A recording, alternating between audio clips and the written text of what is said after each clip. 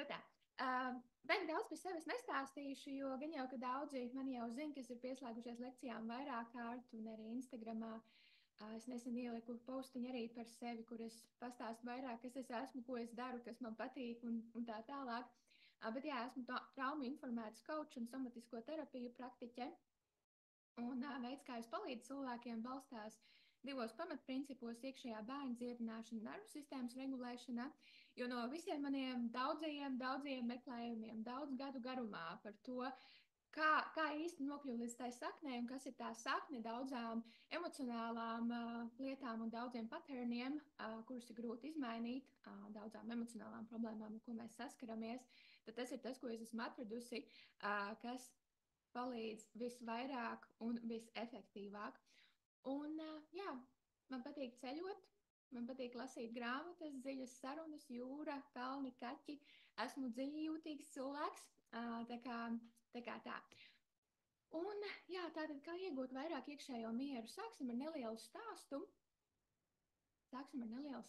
Par to, kāda es esmu bijusi savulaik. Lūk, šī bilde ir no 2000, tas varētu būt vai no 2010. vai 2011. gads. Bet jā, šī bilde ir viena no vasarām, kad es pavadīju Amerikā. Droši vien otrais kurs universitātē, kad es mācījos savulaik vēsturi kā pirmo izglītību. Un jā, es no ārpuses biju smaidīgs, jauks cilvēks, vienmēr gaiša, pozitīva, ļoti jauka. Visi teica, vai cik tu esi jauka un tā tālāk. Bet jā, tas, kas notikās manā iekšienē bija dziļš nemieris, un es nevarēju atrast mieru, es gribēju atrast mieru. Un man bija izteikta upuru loma, lai gan no vienas puses biju arī, man jau tad bija raksturīgs tas, ka es biju ambicioza, kaut vai tam dēļ, kad es jau pēc pirmā studiju kursa aizbraucu pa vasarām strādāt uz ASV, tādā ļoti, patiesībā tagad jau diezgan pazīstamā personīgās izaugsmes programmā Southwestern. Un jā, tur noteikti sanāca kāpt ārpus komforta zonas un tā tālāk. Bet tik un tā ar tie izaicinājumi, ar kuriem es saskāros, un tas, kas man nesanāca, man bija raksturīga upuru loma. Kāpēc tā ar mani notiek, kāpēc tā vienmēr notiek, kāpēc man nesanāk, kāpēc citi var un es nevaru un tā tālāk. Un neapmierinātība ar sevi, liela sevis tiešāšana, visa notiekošā kritizēšana, nepieņemšana. Gal galā tas rezultējās bieži vien vēlmē aizbēgt no visa, izolēties no visa. Man bija maskas, ko es valkāju, kā jau es minēju, no ārpuses es likos ļoti jauks, draudzīgs, izpalīdzīgs cilvēks. Man bija raksturīgi izteikti tieksmi izpatikt citiem cilvēkiem, es nespēju pateikt nē. Bet tā pašā laikā tas, kas manī notika iekšā, kā jau es minēju, tāds dziļš nemieris, depresija, trauksme, kādos momentos vairāk, kādos momentos mazāk, bet vairāk vai mazāk. Un savas nedrošības projicēšanu uz citiem cilvēkiem, trauksmēna piesaisti attiecībās un nemitīgās domas, nemitīgie domu cikli. Nekur nevar atrast mieru, kāpēc es tā jūtos, kāpēc atkal tā notiek. Un, kad es atceros no tā visu, ko es zinu tagad, kad es atceros šo laiku, vidusskolas gadus, manus agrīnos 20 gadus, tad es teiktu, ka mans nervu sistēmas stāvoklis lielākajā daļā manas dzīves tajā laikā bija vai nu kronisks frīzes, sasalums stāvoklis vai šis tā saucamais fons stāvoklis, kam raksturīgi ir tieksme izpatikt citiem cilvēkiem, kad mēs neesam saiknē ar sevi, savām emocijām. Un tāpēc nav brīnums, kad mēs nejūtam mieru. Tūlīt es stāstīšu vairāk, sapratīsiet arī no zinātniskā viedokļa, kāpēc tas tā ir, kāpēc mūsu nervu sistēma nosaka to, kā mēs jūtamies, kādas ir mūsu domas un tā tālāk. Bet, ko es atceros kopš tā laika ļoti spilgti, es neatceros, kurā filmā es to biju dzirdējusi, bet es ļoti spilgti atceros, kā man bieži vien bija prātā šis citāts: "You can only find true connection with others when you find peace within yourself." Tu vari atrast patiesu saikni ar citiem tikai tad, kad tu atrodi mieru iekš sevis. Jo tas bija kaut kas, ko es vēlējos. Man bija grūti veidot patiesu kontaktu ar citiem cilvēkiem. Es nejūtos droši ar citiem cilvēkiem. Man gribējās izolēties no citiem cilvēkiem, bet tajā pašā laikā es gribēju dziļas sarunas, es gribēju, ka mani saprot. Nu tā, es tiecos pēc miera, un es tā kā sāku saprast, ok, man jāatrod miers sevī, bet kā to darīt, ko tas nozīmē, un tā tālāk. Tajā bildē var redzēt aprocīt, kas man ap roku, tur ir miera simbols, peace simbols, tā kā vēl viena pazīme, cik ļoti es ilgojos pēc atrast mieru tajā savas dzīves posmā. Nu tā. Bet jā, kas tad ir tas, kas mums traucē izjust iekšējo mieru?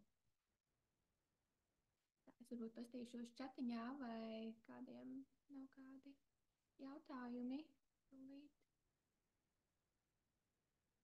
Ok, cilvēks saka, ka visiem diezgan klusu skaņa, visi voljumu uz 100, bet tāpatās klusu.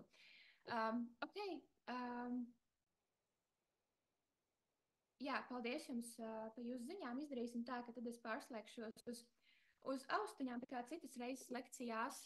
Es tagad pieslēdzu podcastu mikrofonu, bet kaut kas varbūt tur nav kā vajag. Tā, pārslēgsim, select mikrofonu. AirPods. Jā, un izslēgsim to laukā.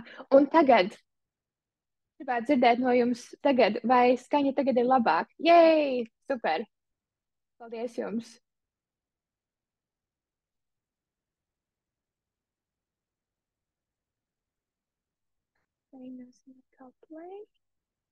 Nu tā.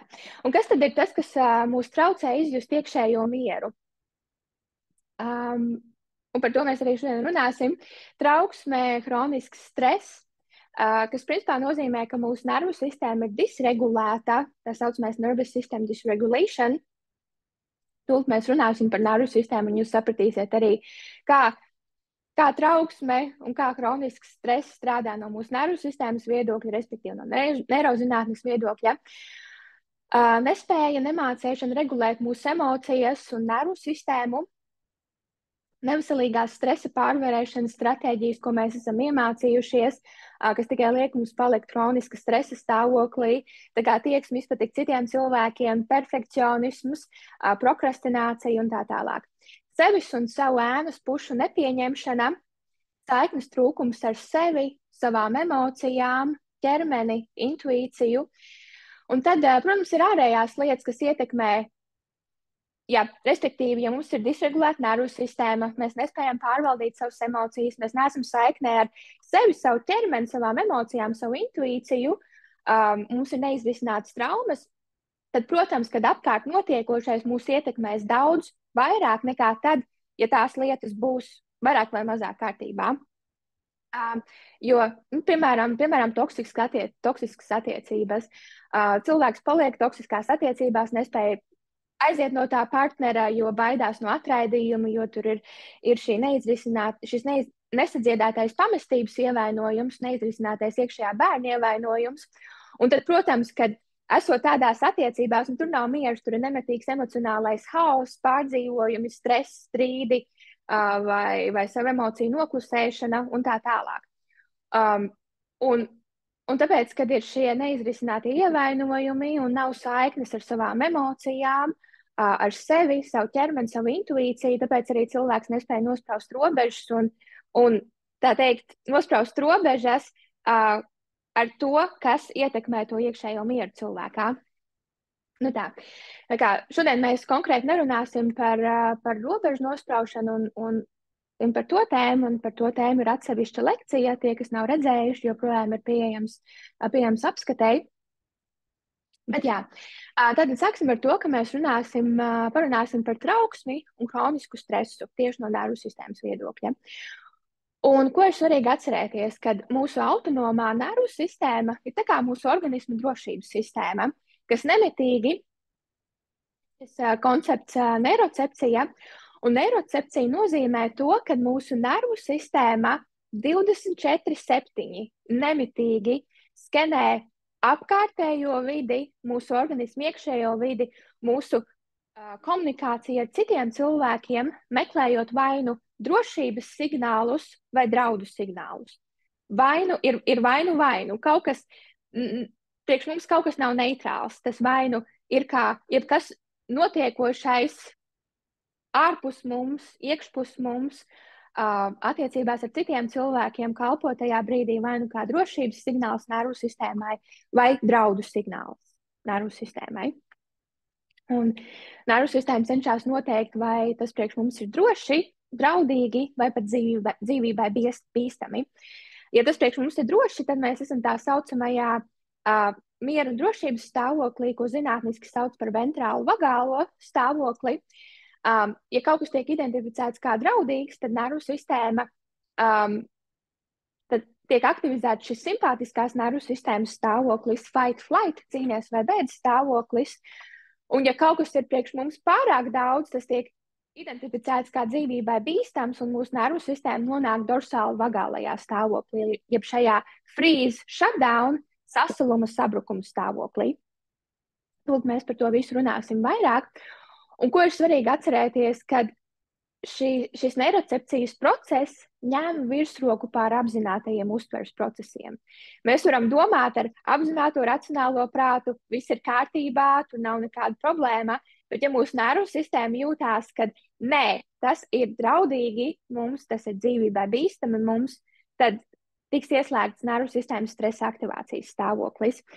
Un nervu sistēmai nav tāda racionālā domāšana. Nervu sistēma nesaprot atšķirību, lai cik tas pārsteidzoši neskanētu, bet tas īstenībā ir tikai loģiski, ka mēs iedziļinamies, kā nervu sistēma strādā.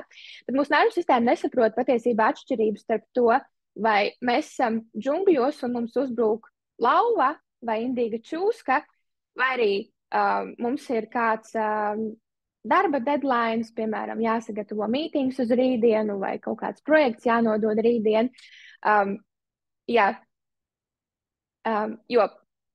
ko es ar to domāju? Kad nervu sistēma var ieslēgt šo dzīvībai bīstamo stāvokli, kad kaut kas ir dzīvībai bīstami, respektīvi dorsālu vagālo aktivāciju, pat ja tas, piemēram, ir tikai kaut kāds deadlines, kas mums jāsagatavo.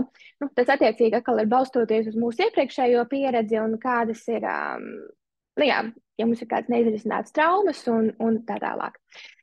Bet jā, tā tad ir šis, noteikti daudz esat dzirdējuši, šis vagus nervs, klejotāja nervs.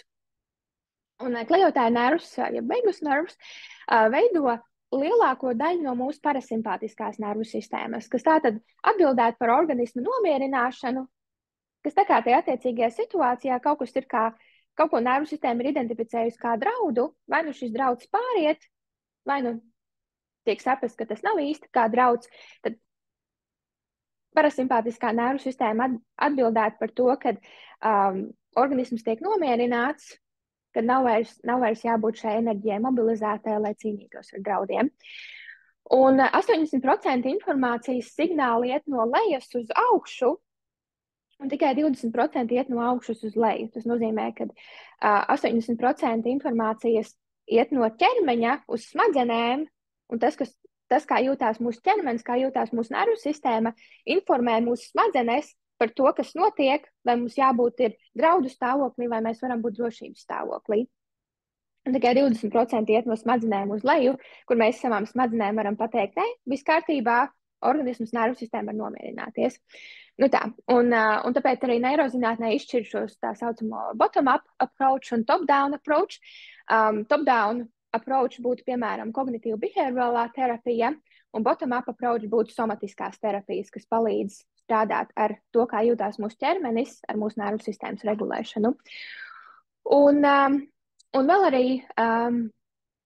tātad šo vagus nervu, klejotāju nervu veido patiesībā divi zari. Ir šis ventrāli vagālais zars un dorsāli vagālais zars. Ventrāli vagālais zars atbild par mieru un drošības stāvokli, sociālās iesaistes stāvokli, un dorsāli vagālais stāvoklis atbild par freeze, jeb sasluma stāvokli. Respektīvi, ka kaut ko mūsu nervu sistēma identificē, ka tas mums ir par daudz, un ieslēdzās šī dorsāli vagālā aktivācija, freeze, sasluma, sabrukuma stāvoklis. Un šis ir, kā tas notiek, kā tas izskatās. Tātad mūsu nervu sistēmas stāvoklis katrā mūsu dzīves brīdī nosaka mūsu sajūtas, domas, reakcijas. Un tas ir kaut kas, ko es vēlos kaut kas būt zinājusi. Tad, kā es stāstīju sākumā, kā es jutos savulaik, tas viss domu hauss, tas viss iekšējais nemieris. Tas būtu kaut kas, ko es būtu vēlējusies zināt un saprast tad, jo tas vien jau būtu patiesībā sniedzis man vairāk miera, jo es nebūtu sevi tiesājusi, kritizējusi, vainojusi par to, kāpēc es tā jūtos, kāpēc es nevaru pārstāt domāt šīs domas un tā tālāk. Un, ja mēs neatgūstam kontroli par mūsu nervu sistēmu, tad mums būs grūtāk kontrolēt savas domas, emocijas un reakcijas. Šeit šajā grafikā jūs varat saprast, es izstāstīšu, kā tas strādā. Tad ir šis sociālās iesaistes ventrāla vagālais stāvoklis, kas ir zaļā krāsā šajā attēlā. Un tas ir, kad ir aktivizētas šīs parasimpātiskās nervu sistēmas veigus nerva ventrāla vagālais stāvoklis, un tajā mēs patiesībā, es gribu teikt, automātiski, jo tā ir autonomā nervu sistēma, mēs automātiski izjūtam vairāk mieru, mēs vairāk spējam būt šeit un tagad, mēs esam apzinātāki, mēs spējam veidot patiesāku saikni ar citiem cilvēkiem, mums ir vieglāk būt iejūtīgiem pret sevi un citiem cilvēkiem, mēs jūtamies tādu sazemētības stāvoklī, kad Pat ja varbūt ārpasaulē nevis notiek tā, kā mēs gribētu, ne viss ir kārtībā, bet mēs sevī izjūtam mieru, ok, es zinu, es spēšu ar to tikt galā, viss būs kārtībā, es esmu kontrolē. Nu tā.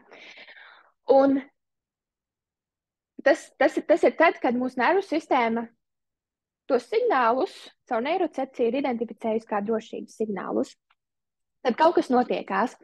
Piemēram, tu aizēji uz darbu, un varbūt ir kaut kāds ēpastiņš, ko tu palaidi garām jau kādu nedēļu atpakaļ, kur boss tev bija rakstījis, ka tev rītdien būs jārunā mītingā, jārunā prezentācija, kaut kāda atskaitē, ko tu esi salicis kopā, un tu nebija pamanījis to ēpastiņu, vai tu varbūt biji piemirsis par to ēpastiņu, un tev ieslēdzās stress tagad. Nekas nav kārtībā, es par šito nezināju, kā es ar to tikšu galā. Un tevī ir šī simpātiskā aktivācija, tavu nervu sistēma ir kaut ko identificējusi kā draudu signālu. Tagad ir šis mītings, kur man jārunā, es nezinu, par ko runāt, es neesmu gatavs. Tevī ieslēdzās panika, bailes, trauksme, kā es tagad ar to tikšu galā, raizēšanās. Un varbūt tu reaģē varbūt tu centies tagad sevi aizstāvēt, paskaidrot, ka tiešām tie ēpasti bijuši tik daudz, un es neesmu pamanījis šo ēpastu. Varbūt es varu runāt citā dienā, un tu tā kā centies pastāvēt par sevi tajā brīdī, vai tu centies, nezinu, vienkārši kaut kā aizbēgt no tās situācijas, izolēties no tās situācijas, varbūt skrolējot sociālos mēdījus vai kaut kā tam līdzīgi. Un tā. Un, ja viss notiekošais, jo simpātiskā aktivācija ir, kad mēs esam sagatavoti tātad cīnīties ar draudiem, mēs varam vai nu cīnīties ar tiem, vai mēs varam aizbēgt no tiem. Un, ja notiekošais liekas par daudz mūsu nervu sistēmai, vairāk nekā ar mūsu nervu sistēmas kapacitāti tikt ar to galā, un tas atkal es to arī par to runāšu, mūsu nervu sistēmas kapacitāti tikt ar notiekošo galā, arī ir saistīta ar mūsu iepriekšējo pieredzi, ar mūsu neizrisinātajām traumām un tā tālāk. Un, ja notiekošais ir par daudz, un, piemēram, tevī tiek triggerot kaut kāda situācija, pat neapzināti kāda situācija no skolas gadiem, kur tu neesi bijis gatava kādai prezentācijai, un tad citi tev kaut ko aizrādīja, vai citi par tevi smējās, vai skolotāji tev ielika sliktu atzīmi. Tā kā tas tev saistās ar kaut ko negatīvu, nepatīkamu, kur notiekošais ir bijis par daudz, kur tu esi izjūtis kaunu, bezcerību, nespēku, nespēju, un tad tevī ieslēdzās šis frīz, šis sasaluma sabrukuma stāvoklis, kas izpaužās vairāk kā noslēgšanās, bezcerība, tu jūties iestrēdzis, iestrēgusi, bezpalīdzība. Tā enerģija, tā visa enerģija, kas tika sakoncentrēta, lai tu cīnītos ar draudiem vai aizbēgtu no tiem, tā paliek, ko es gribu uzsvērt, tā paliek iesprūdusi nervu sistēmā, jo tu tā kā sasalsti, notiekošais ir par daudz, un nervu sistēmas aizsardzības reakcija ir konservēt enerģiju, notiekošais ir par daudz, lai sakonservēt enerģiju, kamēr tas apkārt notiekošais pāries pats par sevi. Es par šo runāju vairāk, patiesībā ir veseli 2 stundu seminārs par nervu sistēmas regulēšanu. Tas joprojām ir pieejams apskatēji, tā kā tur var vairāk par to paskatīties, un tur arī ir video no dzīvnieku pasaules, kas palīdz šo konceptu saprast labāk. Bet ko ir svarīgi atcerēties, ir, ka šī traumatiskā stresa enerģija, tā visa stresa enerģija ir iesalusi sistēmā, iesprūdusi sistēmā, un ja nenotiek kaut kas, kas palīdz to nervu sistēmu nomierināt, palīdz tai atgriezties atpakaļ uz mieru un drošības stāvokli, ventrāla vagālā aktivācija, tad tā traumatiskā stresa enerģija tā paliek iesprūdusi sistēmā, un kad atkal notiek kaut kas, kas trigerē kaut kas, kas atgādina mūsu nervu sistēmā iepriekšējās situācijas, kur mēs tā esam jutušies, tad mēs atkal nonākam šajā nervu sistēmas stresa aktivācijas stāvoklī, un tiek aktivizētas tās domas, emocijas, sajūtas, kas ir bijušas neizrisinātas. Piemērs no bērnības, nevis no manas bērnības, bet vienkārši piemēri par bērniem. Jo bērnība ir tad, kad veidojās tie visi paterni, kā mēs regulējam savu nervu sistēmu, kā mēs tiekam galā ar savām emocijām, mēs to mācāmies no vecākiem vai citiem aprūpētājiem. Mēs to arī tādā neapzinātā veidā saņemam no tā, kā viņi rūpējās par mums, kā viņi palīdz regulēt mūsu nervu sistēmu ar savu emocionālo klātbūtni. Un tad, piemēram, piemērs. Iedomājieties meitenīti, piemēram, 4-5 gadus veca meitenīte. Viņa spēlējās ar suni, zin kā bērni mēdz kaitināt dzīvniekus, viņa spēlējās ar suni un kaut ko paraut tur viņai aiz astes vai kaut kā citādi, viņa pārāk daudz sakaitina, un suns sadusmojās. Un suns viņai iekamp rokā, un meitenīte sāk raudāt, viņa ir stresā, protams, kad viņai ieslēdzās šī simpātiskā nervu sistēmas aktivācija, un viņa skrien pie vecākiem, viņa grib saņemt emocionālo mierinājumu no vecākiem, lai vecāki palīdz regulēt viņas nervu sistēmu, jo mazs bērns vēl neprot regulēt savu nervu sistēmu. Un, piemēram, pieņemsim tie vecāki, viņi nespēja sniegt šo emocionālo mierinājumu, šo emocionālo klātbūtni, nespēja palīdzēt viņai regulēt viņas nervu sistēmu. Un tie vecāki vienkārši tā vietā, lai būtu klātesoši viņas emocijām, tie vecāki cenšas atrisināt to situāciju ar to, ka viņi aiziet un iesit tam sunim par to, ka tas suns tā ir uzdrošinājies rīkoties, un suns nesaprot, kāpēc. Bet meitenīte paliek ar šī neizrisinātā traumatiskā stresa enerģija ir palikusi iesprūdusi sistēmā, un tagad nākamreiz, ja tas ir palicis neizrisināts, tad nākamreiz bērnībā, pusauģa vecumā, pieaugušā vecumā, kad atkal, piemēram, viņi sastopās ar suni, un tad viņai atkal ir šī reakcija, varbūt tas suns viss ir ok, bet viņai atkal ir šī reakcija, nervu sistēma ieslēdzās šajā fight-flight stāvoklī, jo netika notikusi šī simpātiskās nervu sistēmas deaktivācija. Tad, piemēram, otrs piemērs. Iedomājieties to pašu meitenīti, un viņa, piemēram, ir kaut kāda svētku sanākšana, piemēram, Ziemassvētki. Tā meitenītei viņai ļoti patīk dejot. Viņa mājās bieži vien ir dejojusi, dziedājusi, un zin kā bērni mēdz darīt, ļoti paši viss kārtībā.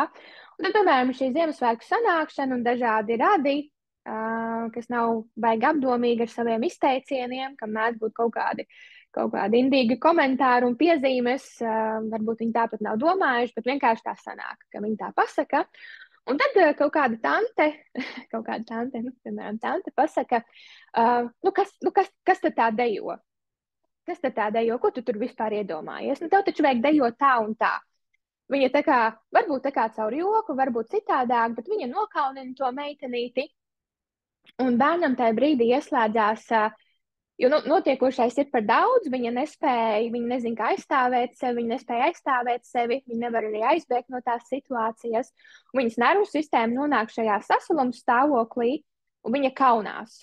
Viņa kauns tajā brīdī, viņa noslēdzās, viņa nedejo vairāk, viņa nedzied vairāk, viņa izjūt kaunu tajā brīdī par to, ka viņa ir tā uzdrošinājusies uzvesties. Un, piemēram, varbūt divi scenāriji. Ja vecāki tajā brīdī, piemēram, ja vecāks ir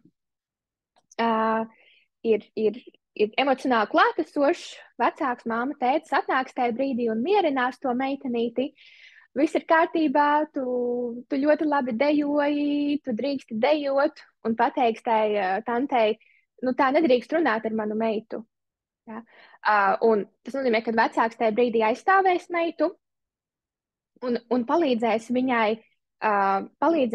viņai sniegt šo emocionālo klātbūtni, emocionālo mierinājumu, lai viņas nervu sistēma var izkļūt no šīs sasluma stāvokļa, notiek deaktivācija, un nervu sistēma var atgriezties mieru un drošības stāvoklī. Un tad viss kārtībā, tā kā tas notikums nebūs kā trauma viņai. Bet, ja, piemēram, vecāks to tajā brīdī nav darījis, un varbūt pat vecāks ir pievienojies, varbūt visi radi tagad ir sākuši ne jau tā, ka baigi ļaunu domājot, bet vienkārši tā mēdz notiek ģimenes sajiešanās, visi radi tagad ir sākuši smieties, kā tu tur dejo, un kurš tu tā dejo, bla, bla, bla. Un bērnam ir vienkārši nenormāls stress, bērns izjūt ritīgi kaunu, viņš ritīgi noslēdzās, un viņa nervu sistēma paliek šajā frīzes sasaluma stāvoklī, ir šī neizrisinātā traumatiskā stresa enerģija. Un nākamreiz dzīvē, ja tas paliek neizrisināts, kad viņa atkal saskarās, kur viņai varbūt vajadzētu prezentēt sev kādā veidā, vai izpaust sevi kādā veidā, vai varbūt dejot, tad viņas nervu sistēma nonāk šajā sasaluma stāvoklī, viņa nespēja to darīt, jo viņā atkal ir šīs emocijas, kauns, noslēgšanās un tā tālāk. Nu tā, tas tāds garš izskaidrojums, bet jā, man liekas, ka ir svarīgi, ka jūs šo saprotat. Un ko es vēl gribu uzsvērt, jo mēs runājam par mieru šodien, tāds mīts par regulētu nervu sistēmu mēdz būt, ka regulēta nervu sistēma vienmēr ir miera stāvoklī. Tā nav. Patiesība ir tāda, ka regulēta nervu sistēma ir elastīga un izturīga, flexible and resilient. Un ko tas nozīmē? Regulēta nervu sistēma un bez šaubām mēs saskaramies ar kādiem izaicinājumiem, kaut kas nenotiek kā plānots. Un bez šaubām, ka mūsu nervu sistēma nonāk šajā simpātiskajā aktivācijā, vai, piemēram, kāds pārkāp mūsu robežu, un mums sev arī jāizstāv, jānosprauž šīs robežas, un mēs to izdarām. Ir bijusi šī fight-flight aktivācija, un tad sev aizstāvējuši, vai esam spējuši veiksmīgi izvairīties no tās situācijas, un mūsu nervu sistēma sajūtās droši, mēs varam atgriezties atpakaļ mieru un drošības stāvoklī. Mēs nepaliekam iesprūduši fight-flight stāvoklī vai freeze stāvoklī, mēs atgriežamies atpakaļ mieru un drošības stāvoklī. Nu tā. Tas nenozīmē, ka mēs vienmēr esam šajā ventrāla vagālajā aktivācijā, bet nervu sistēma spēja adekvāti reaģēt uz notiekošajiem apstākļiem. Tā saucamais window of tolerances loks, šis ir no Jessikas Maguiras Vagus Nerve Masterclass, kas ir vesela 3 stundu meistarklase par to, kā mūsu vagus nervs strādā. Viņas mājaslapā ir pieejama iegādēji šī meistarklase. Un, tas ir tas, ko var saukt par regulētu nervu sistēmu, un kur mēs arī dabiski izjutīsim vairāk šo mieru, šo iekšējo mieru, ka mēs spējam tikt galā ar notiekošo, ka viss ir kārtībā. Šis zaļais, tas, kas ir zaļais pa vidu, tas ir, to var saukt par šo tolerances logu, kur mūsu nervu sistēma ir regulēta un tā spēj tikt galā ar notiekošo. Bet, piemēram, ja tu aizēji uz darbu un, piemēram, tu saņem e-pastiņu no bosa, kur viņš saka, pēcpusdienā ierodies manā kabinetā, parunāsimies. Varbūt tev tajā brīdī ieslēdzās tāda trauksmīte, kas būs? Varbūt es kaut ko izdarīju slikti, varbūt es kaut ko izdarīju nepareizi. Un tev ir tā kā šī simpatiskā aktivācija, tas būtu, ka tu esi šajā dzeltenajā sadaļā, bet tajā brīdī tu saproti, ok, es esmu strādājis labi, viss ir bijis kārtībā, gan jau tur nekas traks nav, gan jau viss būs kārtībā. Un tad tavu nervu sistēma atgriežas atpakaļ šajā zaļajā. Un tā. Bet kas notiekās, piemēram, kad mums ir šis viss neizrisinātās traumas,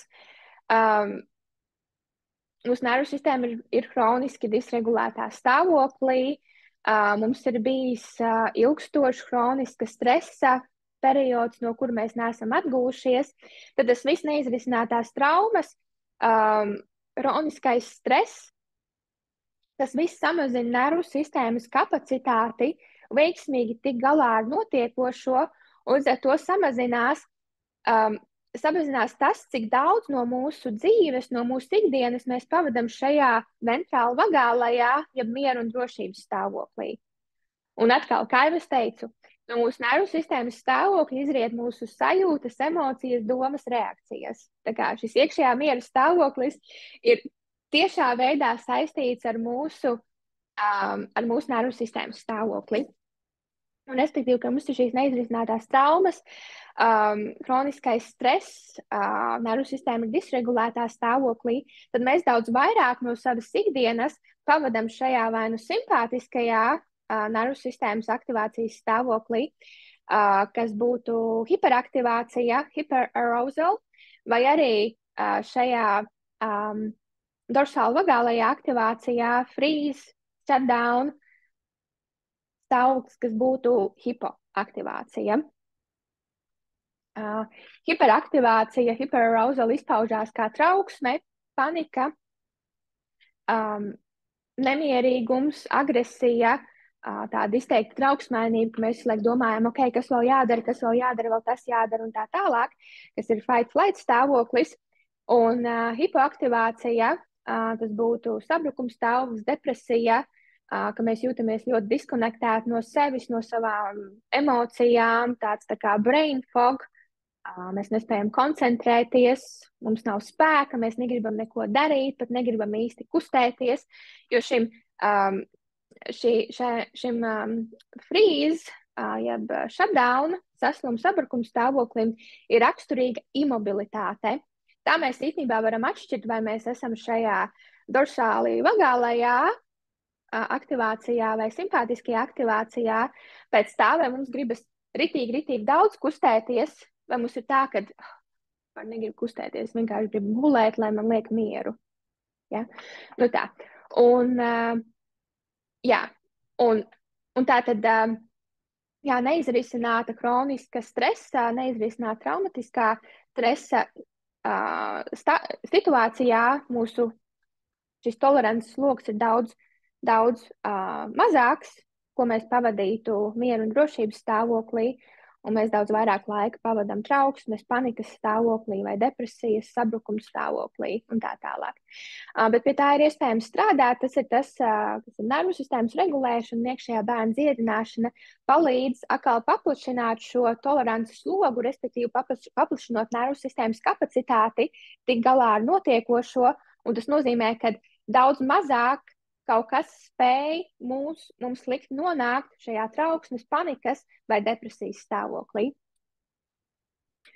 Un neizbēgami runājot par nervu sistēmas regulēšanu, mums jārunā ir par emocijām, par emociju regulēšanu, jo gal galā, un arī tik daudz, gan ar klienti, ko es strādāju, un no manas pašas pieredzes, tas ir kritiski svarīgi. Nenormāli būtiski tas, ka mēs mākam strādāt ar savām emocijām, ar savu emociju regulēšanu. Un tas ir kaut kas, ko mēs iemācāmies bērnībā, pavisam neapzināti. Viens ir tas, ka mēs iemācāmies no vecākiem, kā viņi regulē savas emocijas. Ja viņi mēdz apspiest savas emocijas, tad tas ir tas, ko mēs iemācāmies no viņiem. Un šī emocija regulēšana ir atkarīga arī no mūsu piesaistes ar vecākiem. Mūsu nervu sistēma iemācījās sevi regulēt, balstoties uz to, kā vecāki bija emocionāli klātesoši, kad mēs bijām stresā. Tas ir tas, ko, piemēram, kad šis piemērs, ko es minēju iepriekš, šis suns iekamp meitenītē rokā, vai vecāki sniedza emocionālo mierinājumu, emocionālo klātesamību viņas emocijām, palīdzēja saprast, kā viņa jūtās, un palīdzēja viņai izjust viņas emocijas, kas, respektīvi, palīdzētu regulēt nervu sistēmu atpakaļ uz mieru un drošības stāvokli, vai viņi vienkārši centās, ārēji atrisināt situāciju, bet nesot klātesoši viņas emocijām. Vai tas ir arī, tik ļoti daudz, kas to ietekmē, sākot jau ar to, piemēram, kad bērns ir maziņš, bēbītis, viņš raud, un tad ir šie dažādie padomi, kas tiek sniegti vecākiem. Ko darīt tad, ja bērns raud, vai ļaut viņam izraudāties, lai viņš pats nomierinās, vai auklēt viņu un sniegt viņam šo emocionālo klātbūtni. Un bez šaubām, ja bērns ir viens, viņš ir viens ar šo stresu, ar šīm emocijām, tad viņa nervu sistēma paliek iesprūdusi, šī traumatiskā stresa enerģija paliek iesprūdusi nervu sistēmā. Un tad nav brīnums, ka tas pēc tam izpaužās pieaugušo dzīvē kā trauksme un tā tālāk. Un, respektīvi, balstoties uz agrīnajām pieredzēm ar stresa situācijām, izveidoju stresa pārvarēšanas stratēģijas, coping mehānismus, jeb aizsardzības un izdzīvošanas mehānismi, survival strateģijas.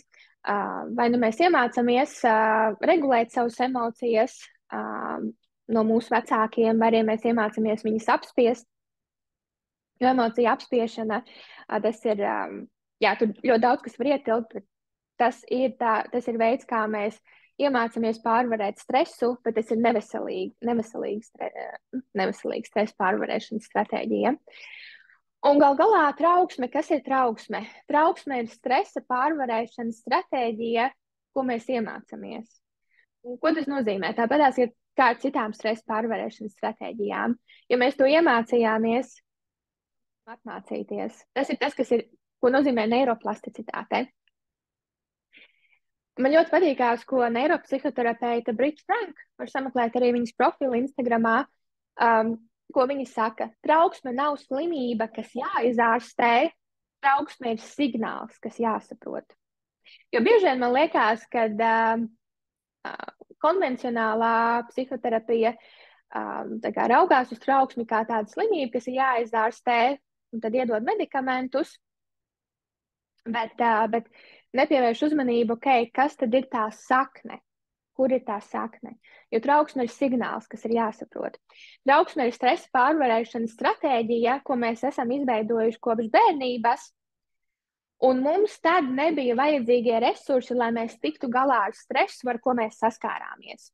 Tas, ka mums nebija vajadzīgie resursi, protams, kā jau es uzsvēru iepriekš, kā bērni, mēs nemākam regulēt paši savu nervu sistēmu, vai nu mēs iemācāmies to no vecākiem, vai arī vienkārši izveidojās kaut kādi izdzīvošanas mehānismi, kā mēs iemācāmies tikt galā ar to stresu, kur mums nav resursi, kā tikt ar to galā.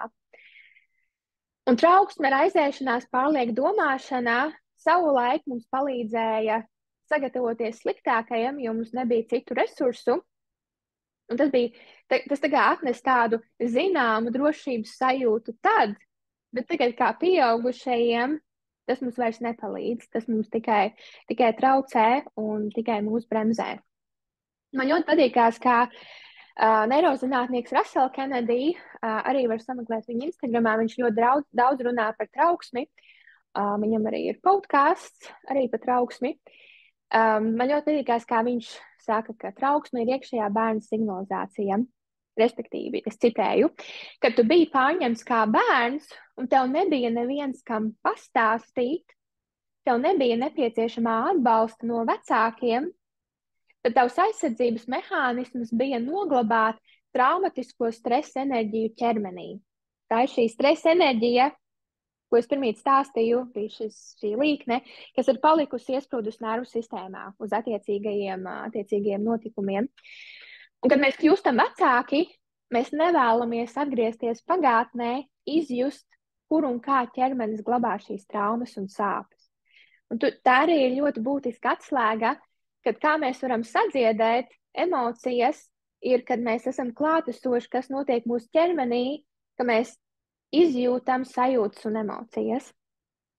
Bet mēs parasti nevēlamies to darīt, jo mums liekas, ka tas ir diskomfortabli, un mūsu neapzinātie aizsardzības mehānismi arī ir tādi, ka, tas mums būs par daudz, tāpēc, ka tas bērnībā vai iepriekš mūsu dzīvē ir bijis mums par daudz, tās visas sajūtas un emocijas, mēs esam disasociējušies no šīm sajūtām, emocijām, un tad mūsu nervu sistēmā liekas, ka, jā, ja mēs tajā visā iesim iekšā, tajās sajūtās, emocijās, tas mums būs par daudz, bet tas, ka mums nebija resursi tad, nenozīmē, ka mums nav resursi tagad.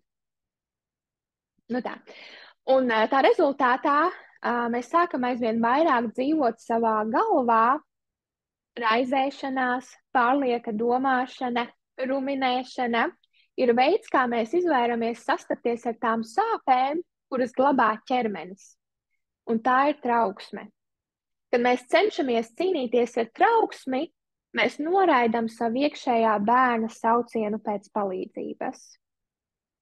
Nu tā. Pēc brīža būs arī vingrinājums, jūs to sapratīsiet labāk, kā tas strādā. Bet ko es vēl vēlos uzsvērt, ir, kad gal galā šis hroniskā stresa stāvoklis kļūst par jauno normālo. Un tas ir tas, kas, ko es rādīju šo tolerances logu, kas ir sašaurinājies, un mūsu nervu sistēmas kapacitāte tik galā ar stresu ir daudz mazāka, un tas nozīmē, ka mēs daudz vairāk laika pavadam šajā simpātiskajā aktivācijā vai dorsāla vagālajā aktivācijā. Un tas nozīmē, ka jo vairāk laika mēs pavadam tur, jo vairāk mūsu nervu sistēma pie tā pierod, līdz tas kļūst par jauno normālo. Mūsu nervu sistēma neizjūt drošību, jo dēļ neizrisinātajām traumām, dēļ tās traumatiskās stresa enerģijas, kas ir palikusi nervu sistēmā iesprūdusi, nervu sistēma izjūt, ka joprojām ir draudi. Un tad tas ir tas, ko nozīmē triggeri. Kaut kas tagadnē triggero to neizrisināto traumatisko stresa enerģiju, kas ir iesprūdusi nervu sistēmā, un mēs jūtamies tā kā tagadnē notiekošais notikās jau pagātnē, tās neizrisinātās pagātnes traumas atkārtojās. Tas ir tas, kā neapzināti to izjūt nervu sistēma. Tad, ja nervu sistēma sāk uztvert šo patstāvīgo hroniskā stresa stāvokli kā jauno normālo, un mēs arvien vairāk zaudējam pieeju šim mieru un drošības stāvoklim nervu sistēmā, kas palīdzētu mums atjaunoties un stiprināties, lai mēs spētu tikt galā ar tiem ikdienas stresiem, ar ko mēs saskaramies.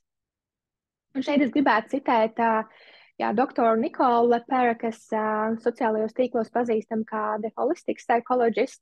Man liekas, viņai tagad jau ir 7 vai 8 miljonu sekotāju Instagramā, tā kā noteikti varat iečekot viņu. Ja mūsu ķermenis pierod pie stresa reakcijas, tas var vadīt mūsu zemapziņas prātu atrast vai radīt situācijas, kas aktivizē tos pašus bioķīmiskos signālus, lai mēs atkal varam justies kā mēs paši. Un šeit ir atslēga tam, kāpēc atkārtojās vienas tās pašas situācijas atkal un atkal. Jo mūsu nervu sistēma ir tik ļoti pieradusi pie šī stresa, pie šī hausa, tas ir kļūst par jauno normālo, un nervu sistēmai tas, kas ir pazīstams, tas, kas ir šis normālais, tas arī liksies kā drošais. Un tāpēc nervu sistēmai emocionālais haoss, toksiskums var justies kā drošība, lai cik paradoksāli tas neizklausītos, bet tikai tāpēc, ka mēs pie tā esam pieraduši, balstoties uz to, kas noticies mūsu bērnībā, mūsu iepriekšējās dzīves pieredzēs, kas atkal ir rezultāts neizrisinātām traumām. Nu tā. Jā, un kā tad mēs strādājam ar šo? Protams, vienas lekcijas ietvaros es nevaru izrunāt visu detalizēt par katru no šiem punktiņiem, bet es pieskaršos cik vien cik vien spēšu un vadīšu jūs arī pāris maziņos uzdevumos arī pēc brīža. Bet jā, kā mēs strādājam ar šo visu, par ko es tikko runāju? Pirmkārt, saiknes atjaunošana ar savām emocijām, sajūtām, ar savu ķermeni, respektīvi introcepcijas trenēšana. Tūlīt es runāšu par to, kas ir introcepcija. Otrs, iekšējā bērna dziedināšana, lai sadziedētu neizrisinātās traumas, limitējošos uzskatus, neveselīgās stresa pārvarēšanas stratēģijas. Atkal ļoti plašs temats. Iesaku jums arī noskatīties lekciju par lekciju iekšējā bērna dziedināšana, kas bija, man liekas, ka tā bija decembrī, bet ir pieejams ieraksts.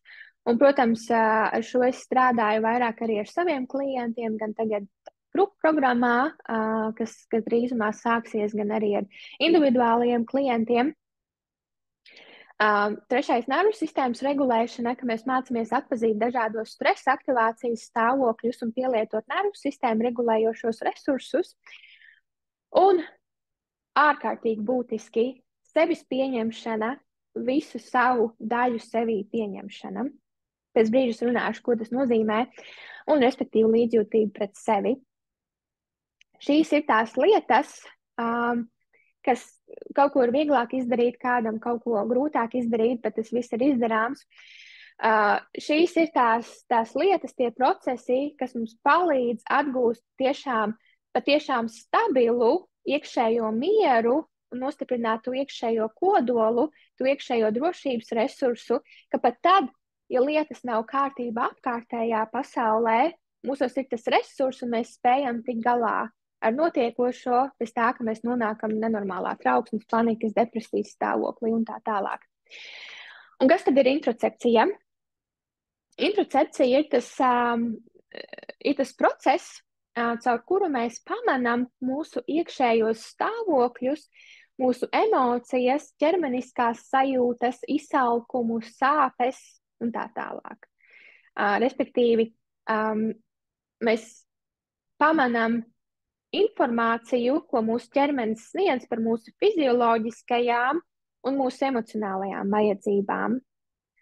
Un, ja mums ir nervu sistēmas disregulācija, un mums ir nesadziedētas, neizrisinātas traumas, un mūsos ir iesprūduši šī traumatiskā stresa enerģija, tad ir ļoti iespējams, ka mēs kāds vairāk, kāds mazāk, bet ka mēs esam pazaudējuši šo introcepcijas prasmi, un varbūt arī ir īpaši attiecībā uz emocijām, varbūt arī mums to nevienas bērnībā nav baigi tā iemācījis, jo varbūt vienkārši mūsu vecāki nav spējuši atpazīt savas emocijas, strādāt ar tām, regulēt tās.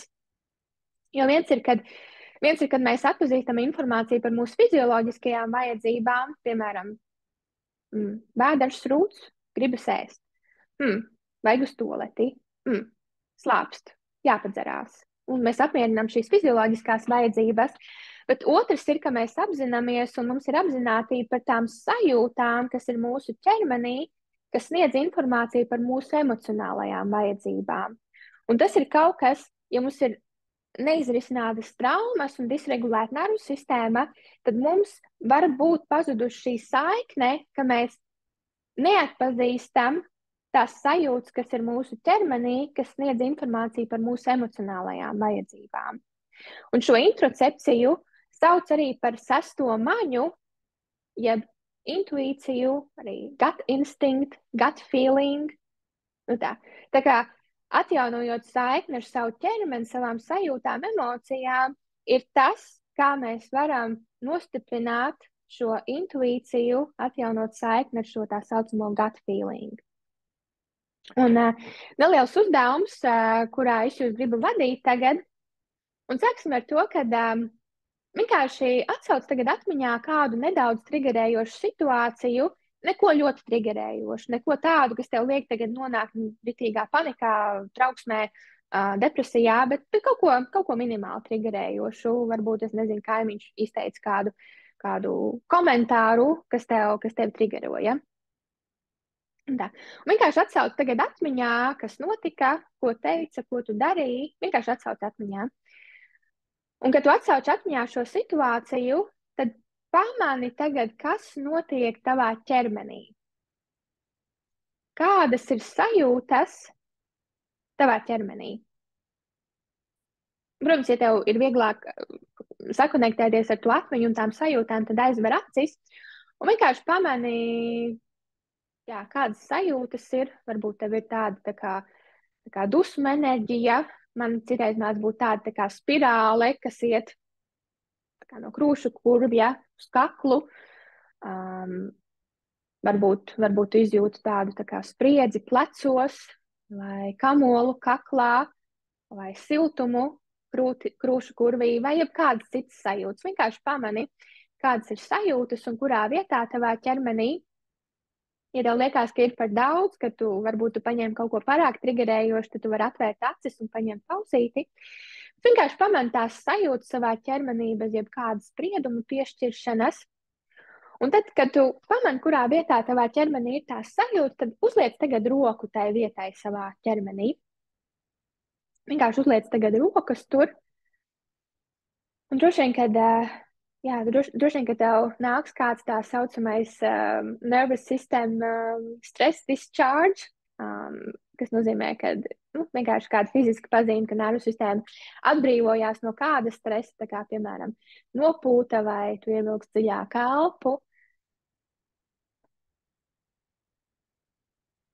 Un tagad, vēršot uzmanību uz to vietu savā ķermenī, kur ir tās sajūtas, pajautā sev, ja tā daļa tavā ķermenī, kas jūtas tā, ja tā būtu mazs bērns, tad kas šim mazajam bērnam būtu vajadzīgs šai brīdī? Un iespējams, ka tev atnāk vienkārši intuitīvi kāda atbilde.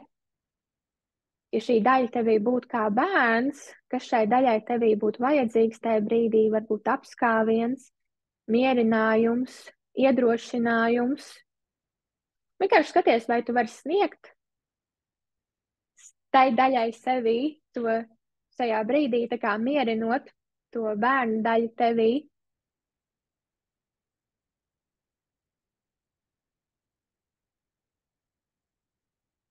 Varbūt tu vari uztaisīt apskāvienu sev, varbūt tu vienkārši vari turēt rokas uz to vietu sevi un ļaut tai trauksmainajai, triggerotajai daļai sevī saņemt mierinājumu. Varbūt tev vajadzīgs pastāvēt par savām robežām. Varbūt tu saņem informāciju, ka tev nākamreiz, kad kaimiņš atkal izsaka tādu piezīmi vai kādu citu triggerējošu situāciju, ko tu paņēmi, varbūt tu saņem informāciju, tev vajadzīgs vienkārši nospraust labāk robežas tādā situācijā. Kā tu vari apmierināt to vajadzību, to emocionālo vajadzību tajā brīdī. Un šeit arī interesanti par to pašu trauksmi runājot un balstoties arī uz šo uzdevumu, kuram es tikko jūs vadīju cauri. Man ļoti patīkās arī, ka vēl viena holistiskā psiholoģe, Dr. Kelly Vincent, kā viņa raksta vienā savā Instagram postā, trauksme ir kā divgadnieks, kam ir vajadzības. Vajadzība tikt sadzirdētam, kad tu parūpējies par viņu, vajadzība tikt mīlētam un pieņemtam ar visām emocijām, kas viņam ir. Un kad divgadniekam ir vajadzība, viņš var sākt niķoties, raudāt, bļaut, sist, spērt, lai iegūtu tavu uzmanību. Tas ir normāli tajā vecumā. Un ar trauksmi ir līdzīgi. Tā var sākt niķoties, paužot to caur ķermeniskām sajūtām, trauksmainām domām, līdz tā vajadzība, kas ir, tiek apmierināta. Un šī vajadzība bieži vien ir drošība. Tā kā, kad tu saskaries ar trauksmi, saskat to kā atsevišķu daļu tevī, kas tā reaģē, kas ir kā 2-gadnieks, 3-gadnieks, 4-gadnieks, kam ir vajadzība tajā brīdī, vajadzība pēc drošības. Un pavisam īsi citas, vienkārši pieminēšu informācijai, kādas ir citas stresa pārvarēšanas stratēģijas, kas arī mūs notur hroniskā stresa stāvoklī, jo mēs runājam, ka trauksme ir viena no stresa pārvarēšanas situācijām, ka mēs neesam saiknē ar sevi, savu ķermeni, tās neizrisinātās iekšējā bērnu vajadzības, neapmierinātās, un tāpēc mums ir šī raizēšanās, trauksmainība, sajūta, ka mēs nespējam tikt galā ar notiekošo. Bet ir citas stresa pārvarēšanas stratēģijas, kā tieksmi izpatikt citiem, un arī mēs to arī esam iemācījušies bērnībā, kur mēs pavisam neapzināti mūsu nervu sistēma jūtās, ka nav droši pastāvēt par sevi. Mēs neesam saiknē ar sevi, nav droši pastāvēt par sevi, tāpēc mēs pievēršam uzmanību, kādas ir citu vajadzības, kādas ir citu vēlmes. Mums ir sajūta, ka mēs nedrīkstam citiem cilvēkiem justies pieviltiem, jo tad mēs tiksim atraidīti, nedrošība. Tā. Perfekcionisms, ka mēs esam šajā hiperaktivācijas stāvoklī, ka mums visu laiku vajag censties vairāk, darīt vairāk, lai pierādītu savu vērtību, respektīvi iegūtu drošību, lai mēs justos novērtēti, drošība starp citiem cilvēkiem. Arī upura loma arī ir neapzināti izveidojusies stresa pārvarēšanas stratēģija, ka tas, kas noticies bērnībā vai iepriekš mūsu dzīvē, ir bijis pāri mūsu nervu sistēmas kapacitātei tikt galā ar notiekošo.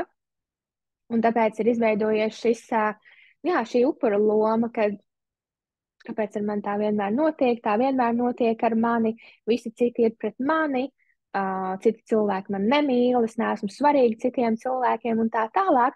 Un tas arī ir tāpēc kā trauksme, tas ir tās domas, mūs notur drošības stāvoklī, mēs esam bezpalīdzības stāvoklī, bet mēs kaut kā cenšamies to attaisnot. Tur patiesībā ir daudz dziļāks mehānisms apakšā, bet jā, tā arī ir stresa pārvarēšanas stratēģija. Sevis šaustīšana un kritizēšana, tā teikt no sērijas, kad labāk es sevi šaustīšu un kritizēšu, nekā es dzirdēšu to kritiku no citiem cilvēkiem. Jo kritika no citiem cilvēkiem atkal ir nedrošība nervu sistēmai. Sevis pamešana, self-abandonment, patiesībā ļoti plašs temats. Bet tas arī ir tieksme izpatikt citiem un nespēja nospraust robežas, ir arī viens no self-abandonment, jeb sevis pamešanas izpausmes veidiem, kur mēs neesam saiknē ar sevi, savām emocijām, savām vajadzībām, un mūsu uzmanība ir pārāk pievērsta tam, lai visi citi justos apmierināti ar mums, jo atkal nervu sistēma to ir identificējusi kā veidu, kā tā sasniedz zinām drošības sajūtu, jo mēs neesam zinājuši, kā var citādāk. Prokrastinācija ir stresa pārvarēšanas stratēģija, jo atkal tur var iet dziļumā, bet kaut kas ir noticies mūsu dzīvē, visticamāk daudz dažādas pieredzes, kur mums nav bijusi vajadzīgie resursi, lai mēs tiktu galā ar notiekošo, un tāpēc izveidojušies šī stresa pārvarēšanas stratēģija, iet darīt kaut ko citu, kas tagad varbūt savulaik bērnībā varbūt, man pat nenāk piemērs prātā, bet tagad mūsdienās, protams, izpaužās kā telefonu skrolēšana un tam līdzīgi. Atkarības arī ir veids, kā mēs sev emocionāli mierinam.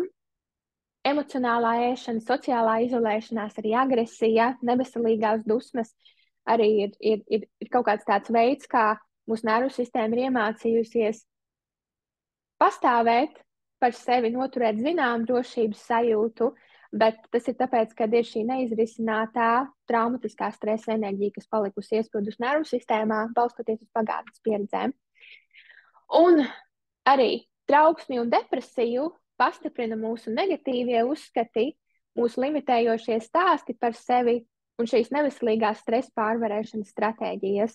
Tas ir tas, kā mēs turpinam būt šajā hroniskā stresa stāvoklī, trauksmē, depresijā, jo mūsu nervu sistēma jūtās, ka mēs nevaram, piemēram, par tieksmi izpatikt citiem. Mēs jūtamies, ka mēs nevaram, ka nav droši pastāvēt par sevi, un mūsu nervu sistēma ir hroniski šajā freeze, jeb fawn stāvoklī, kas ir tieksmes izpatikt citiem stāvoklis fawn. Un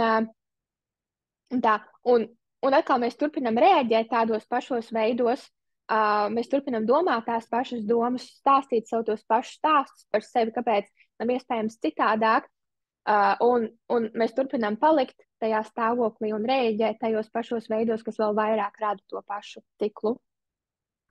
Un tad minēju, kā mēs varam tātad tikt galā ar šo visu, kā mēs varam radīt vairāk iekšējo mieru sevī, nervu sistēmas regulēšanu un somatiskie vingrinājumi. Atkal ļoti, ļoti plaša tēma, un šeit ir vienkārši pavisam lielos vilcienos es šim pieskaros.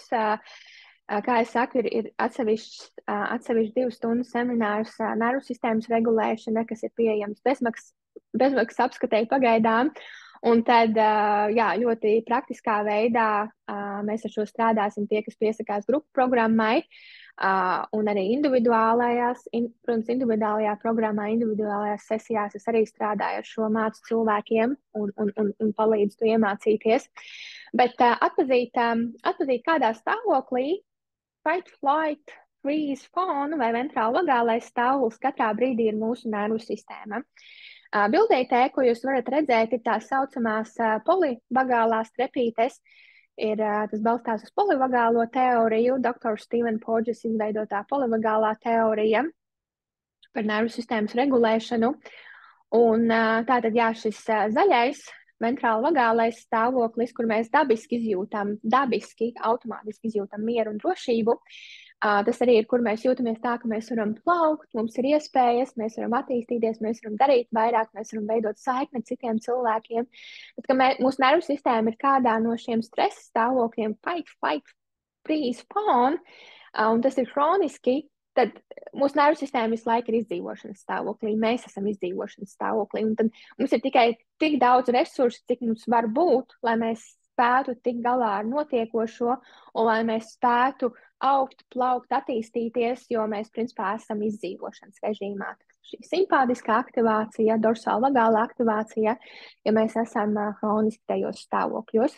Bet ietrenējoties, atpazīt šos stāvokļus un kā tie izpaužās mums, mēs jau pēc sajūtām spēsim pamanīt, jau tas ir tas pirmais brīdis, pirmās sajūtas, kad mūsu nervu sistēma sāk nonākt šajā aktivācijā. Un rezultātā spējot kaut ko jau darīt, pirms šī stresa aktivācija jau ir pārņēmusi pāri mūsu kapacitātei tikt ar to galā. Un tas nozīmē iemācīties un saprast, kas ir mūsu triggeri, atpazīt, kas ir mūsu triggeri. Triggeri ir draudu signāli nervu sistēmai, un mazāk dzirdēts ir šie saucamie glimeri, kas ir drošības signāli nervu sistēmai. Tas var būt ļoti daudz kas. Ir man Instagram posti, un es e-mail listē sūtīju garāku e-pastiņu par to, par resursiem, kā mēs varam resursot. Tas, respektīvi, ir kā mēs varam atrast un pielietot drošības signālus, glimerus. Un, protams, es to mācīšu grupu programmā un individuālajās sesijās. Un būs arī pieejams nākamnedēļ iegādē minikurs iekšējais miers, arī kur būs par to drusciņu vairāk. Bet glimeri var būt jebkas, kas palīdz mūsu nervu sistēmai izjust mieru un drošību. Tā var būt silta tējas krūze, ko mēs turam rokās. Tās var būt kāju pēdas, ko mēs noliekam pie zemes, un mēs izjūtam šo stabilitāti, šo sazemētību. Tas var būt tuva cilvēka apskāviens. Tā var būt saruna ar tuvu cilvēku, ko mēs jūtamies droši.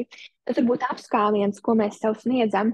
Tas var būt ļoti daudz kas mums sniedz šo drošības sajūtu nervu sistēmai.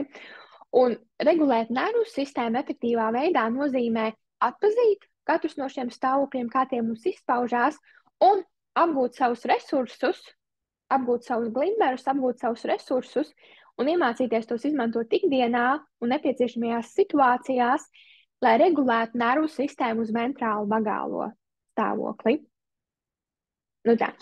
Un viens no somatiskiem vingrinājumi ir īstenībā man gandrīz vai es teiktu mīļākā metode, kā regulēt nervu sistēmu.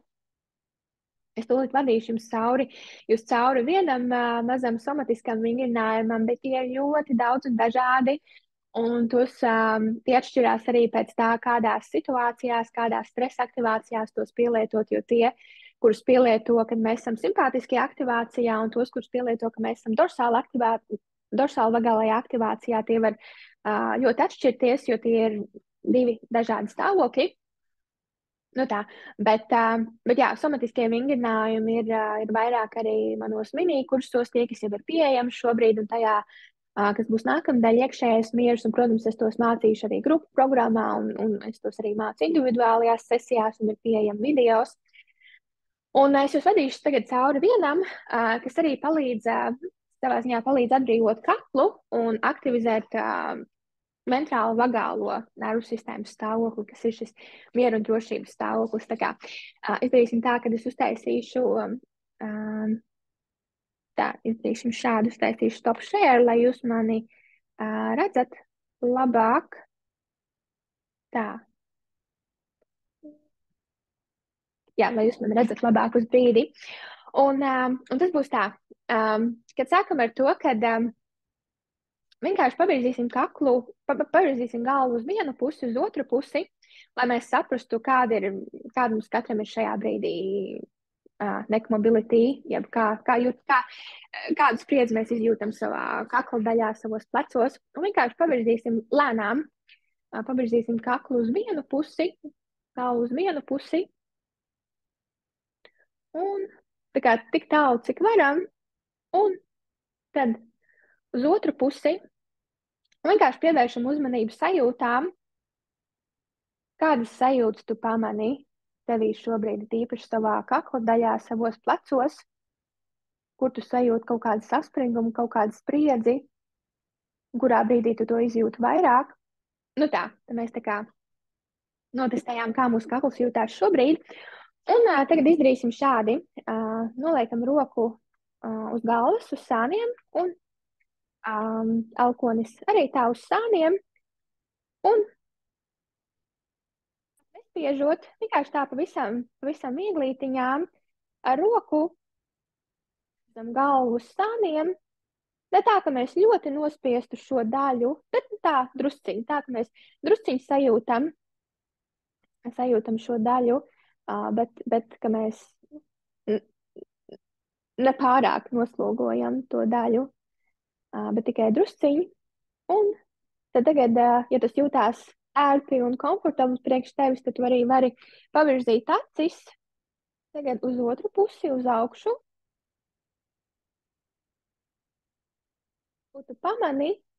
Varbūt tu pamani kaut kādu punktu, kur tu vari uz brīdi safokusēt savas acis.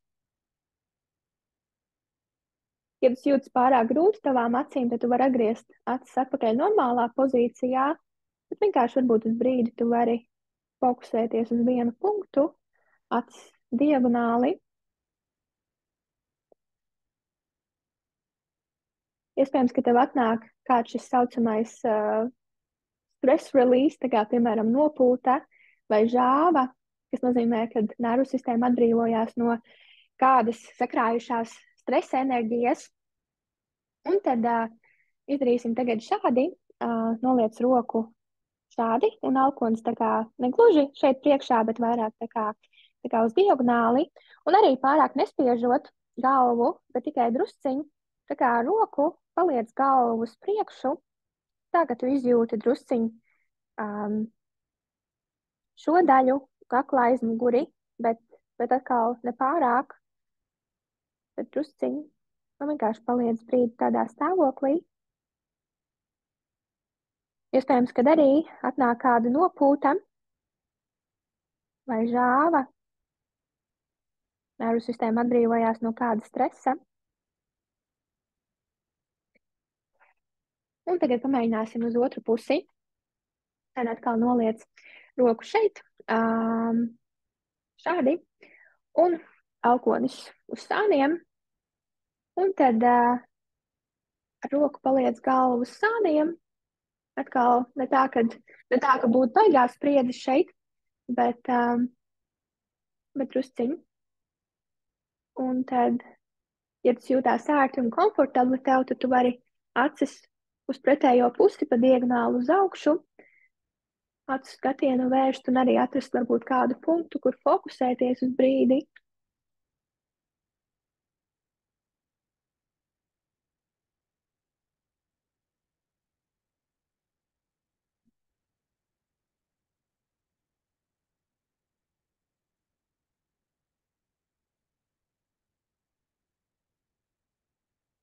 Un tad atkal noliksim roku šādi, alkonis tā kā pa diagonāli. Un tad palieksim galvu tagad drusciņu uz leju, pa diagonāli. Un paturēsim.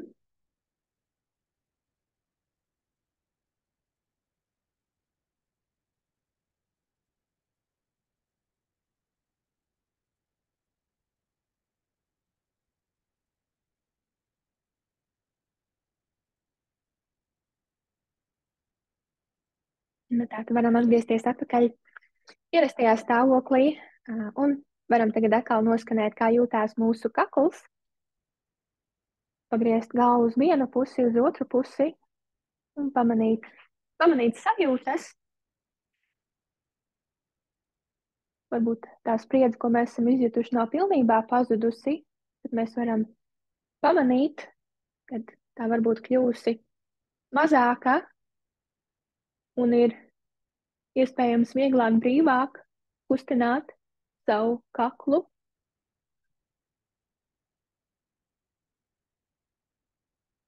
Nu tā. Jūs varat arī ierakstīt chatiņā, kā jūs jūtaties pēc uzdevuma, vai pamanījāt, vai pamanāt kādu atšķirību, vai arī pamanījāt varbūt kādu tā saucamo stress release, kad nervu sistēma atbrīvojās no stresa, respektīvi nopūta, kas atnāca, vai vienkārši vēlme dziļāk ieelpot, vai varbūt žāves, kas atnāca. Tā. Un tā, tas bija uzdevums. Un droši vien man rasties jautājums, kā šādi, man pašai savulaik bija, man likās somatiskie vingrinājumi, tie ir tik vienkārši, kāda no tiem var būt jēga, bet patiesībā es teiktu, viņi ir fundamentāli, un es saku, ir daudz dažādi, bet somatiskie vingrinājumi ir tādi, kas palīdz viens vai nu sniegt kādus drošības signālus nervu sistēmai, vai palīdz nervu sistēmai atbrīvot kādu tādu traumatisko stresa enerģiju, kas ir bijusi sakrājusies. Respektīvi, somatiskie vingrinājumi palīdz nervu sistēmu regulēt uz mieru un drošības stāvokli. Un kā es uzsvēru sākumā, kad mūsu nervu sistēma ir miera un drošības stāvoklī, tad mēs dabiski izjūtam mieru un drošību sevī. Un otrs, kas arī ir svarīgi par somatiskiem vingrinājumiem, ir, ka tas nav vienkārši, viņi nebūs tik efektīvi, ja mēs tos darīsim tā kā vienkārši, nezinu, parastus vingrinājumus vai kaut kāds fitness vingrinājums, ko mēs darām, vai staipīšanos, vai pilates, vai tam līdzīgi. Somatiskajiem vingrinājumiem ārkārtīgi būtisks elements ir tas, ka mēs pievēršam uzmanību, kā mums kaut kas liek justies. Ka mēs tā kā sekojam līdz tām sajūtām, kas ir mūsu ķermenī. Ka mēs esam apzināti par tām sajūtām, mēs pamanām reizē arī, kas notiek mūsu ķermenī. Un tāpēc arī ir svarīgi, kad mēs darām kaut kādus somatiskos vingrinājumus, ka mēs tos darām lēni, nevis ātri, tā kā vienkārši fiziskos vingrinājumus, bet ka mēs to darām lēni, lai mēs varam trenēt šo interocepcijas prasmi. Nu tā. Es īstenībā gribēju pastīties chatiņā. Ok, man tagad uz labo pusi pagriežot galvu mazāk vēl kreiso, ok, pazuda sāpes, griežot galvu pa labi, pamanīju, ka atbrīvo no trauksmes, sajūtu mierinājumu, beigās nopūtas. Fantastiski, jā, tas ir tieši tā, kā tas strādā, un somatiskie vingrinājumi ir ritīgi labi un ritīgi efektīvi. Jautājumi, kas ir, es skatīšos pēc lekcijas, būs jautājumu atbilžu sadaļa, tad es pievērsīšos tam.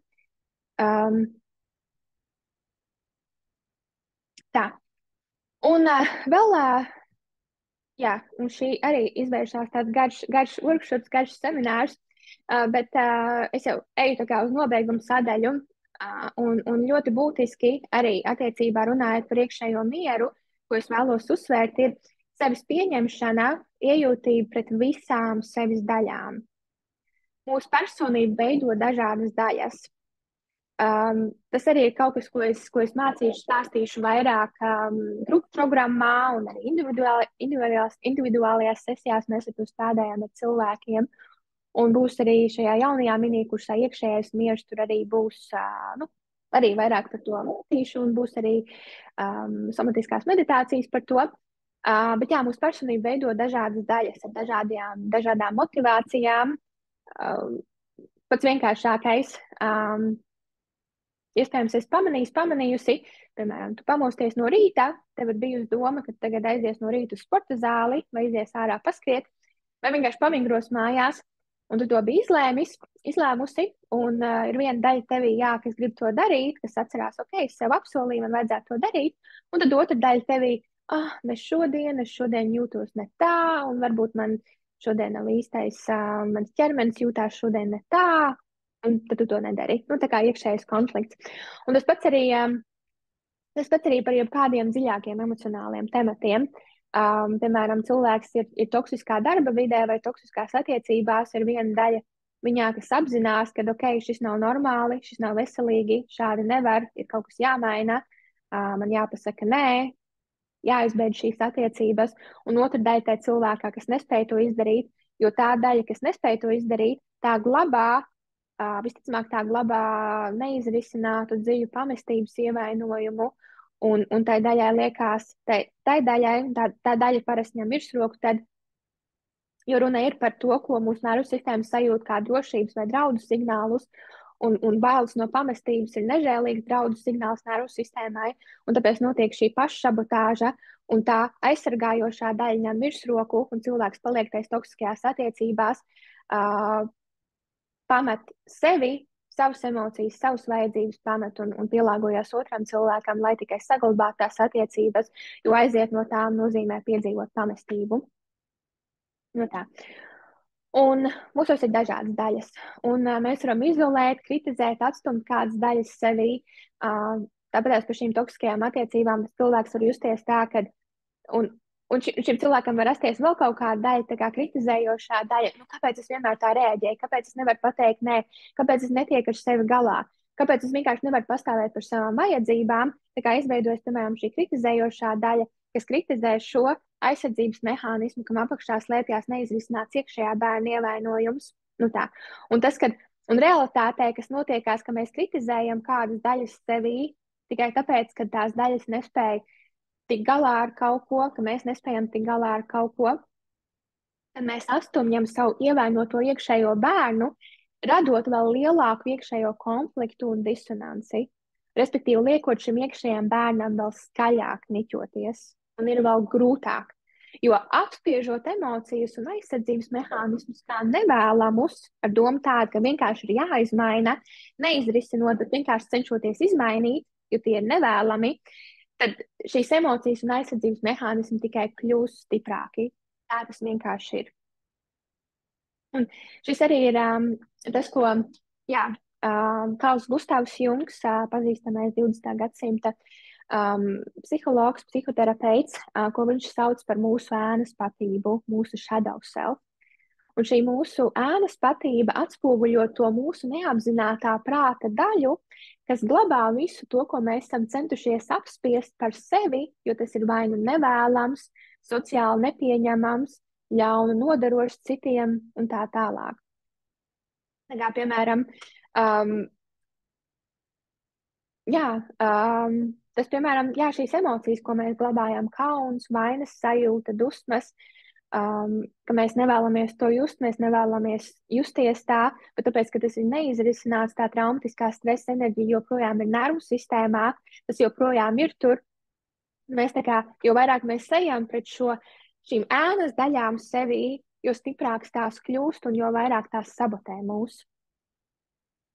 Un tāpēc mums visiem ir šī mūsu ēnas patība, kaut kas, par ko mēs kaunamies sevī, kaut kas, ko mēs cenšamies apslēpt no citiem cilvēkiem, maskas, ko mēs uzliekam, lai nomaskētu to, ko mēs nevēlamies, lai citi cilvēki zina par mums, mūsu paradumiem, mūsu emocijas, mūsu domas un tā tālāk. Un mums ir vajadzīgs integrēt to, un tikai tā mēs varam atrast iekšējo mieru sevī. Un šeit arī neliels uzdevums, arī pavisam neliels uzdevums, bet jūs arī to varat izmantot ikdienā. Sāksim ar to, ka tu atsauc atmiņā kādu daļu sevī, pret ko tu izjūti noraidījumu. Kaut ko tu vēlies izmainīt sevī, bet tev nekādi neizdodas. Piemēram, varbūt tu vēlies pastāvēt par sevi, nospraust robežu kādās situācijās, bet tu līdz šim esi vienkārši tajās situācijās pateikusi jā, pielāgojusies citu cilvēku ekspektācijām, un tev ir tas, kāpēc es nekad nevaru pastāvēt par sevi. Un pamani to daļu sevī, pret ko tu izjūti noraidījumu, vai tu, piemēram, kādās sociālās situācijās gribi būt runātīgāk, un tad tev ir tā daļa, kas tevi kritizē, kāpēc es nekad nevaru pateikt kaut ko normālu, kāpēc es nekad nevaru pateikt normālus jokus un tā tālāk. Jebkas, kur tu izjūti noraidījumu pret sevi, pamani to daļu sevī, pret ko tu izjūti noraidījumu, un tad pamani, kurā vietā savā ķermenī tu to izjūti. Un kādas ir šo sajūtu īpašības? Ja? Varbūt tas, ka tu nespēji par sevi pastāvēt, tu izjūti kā kamolu kaklā, vai tu izjūti kaut kādas bailes un kaunu, kas glabājās tevī, kā šajā tā saucamajā core daļā, krūšu kurves, vēders, varbūt gurnos tu pamani kaut ko. Vienkārši pamani, kur tevī dzīvo tā daļa, pret ko tu izjūti noraidījumu, tā sevis īpašība, pret ko tu izjūti noraidījumu. Pamani, kur tā dzīvo, un tagad pamani kādu vietu savā ķermenī, kur tu izjūti vairāk komfortu. Varbūt tu vari nolikt kāju pēdas pie zemes, un tad sajūt, kā tavs pēdas ir pie zemes, un sajūt to sazemētību savās pēdās. Varbūt tu izjūti kaut kādu siltumu savās rokās, tad tu vari pievērst uzmanību tam. Vai, ja tev ir grūti atrast kādu vietu savā ķermenī, kur tu izjūti komfortu, tad varbūt tev ir kāda īpašība, kas tev patīk sevī, ko tu vari tagad iedomāties. Piemēram, varbūt tu esi ļoti empātisks cilvēks, un tad pamani, kur tā empātija tevī dzīvo, kur tu to pamani. Varbūt tā ir kaut kā tavā krūšu kurvja daļā vai kaut kur citur. Pamani, kur tevī dzīvo tā pozitīvā īpašība, kas tev patīk, un kā tu to sajūti, un sakonektējies ar to sajūtu. Pieņemsim, es varbūt izjūtu siltumu šobrīd savās rokās, kas man asociējās ar to, ka es varu dot, ka es esmu devīgs cilvēks, ka man ir daudz ko dot cilvēkiem, bet man bija šis kamols kaklā, un tad tā vieta savā ķermenī, kur tu izjūti komfortu, vai kur tu atradi to īpašību, kas tev patīkās, un identificēji, kurā vietā savā ķermenī un kādas ir sajūtas, tad tagad iztēlojies, principā ļauj tai enerģijai no tās vietas, kur tu izjūti komfortu savā ķermenī, ļauj tai enerģijai sūtīt kaut kādu, ļauj tai vietai sūtīt kaut kādu daļu no savas enerģijas uz to vietu, kur tu izjūti to daļu, pret ko tev ir atraidījums. Tā kā manā gadījumā es izjūtu siltumu rokās, un man bija kamols kaklā, tad es tagad iztēlojos un ļauju tai siltuma enerģijai plūst pa manām rokām uz manu kaklu. Varbūt tu pamani kaut kādas bildes, kā tas izpaužās, varbūt tu fiziski sajūti, varbūt tev ir grūti kaut ko sajust, bet nekas, tu vari ietrenēties ar laiku un pamanīt. Es pamanu, kā šī enerģija plūst, un ka tagad tā kā es pat vēl neesmu uzlikusi rokas savam kaklam, bet es sajūtu tā, it kā manas rokas, tā siltuma enerģija tagad turētu to kaklu un mierinātu to kaklu un sniegtu drošības un pieņemšanas sajūtu manam kaklam. Es varu uzlikt arī rokas. Nu tā.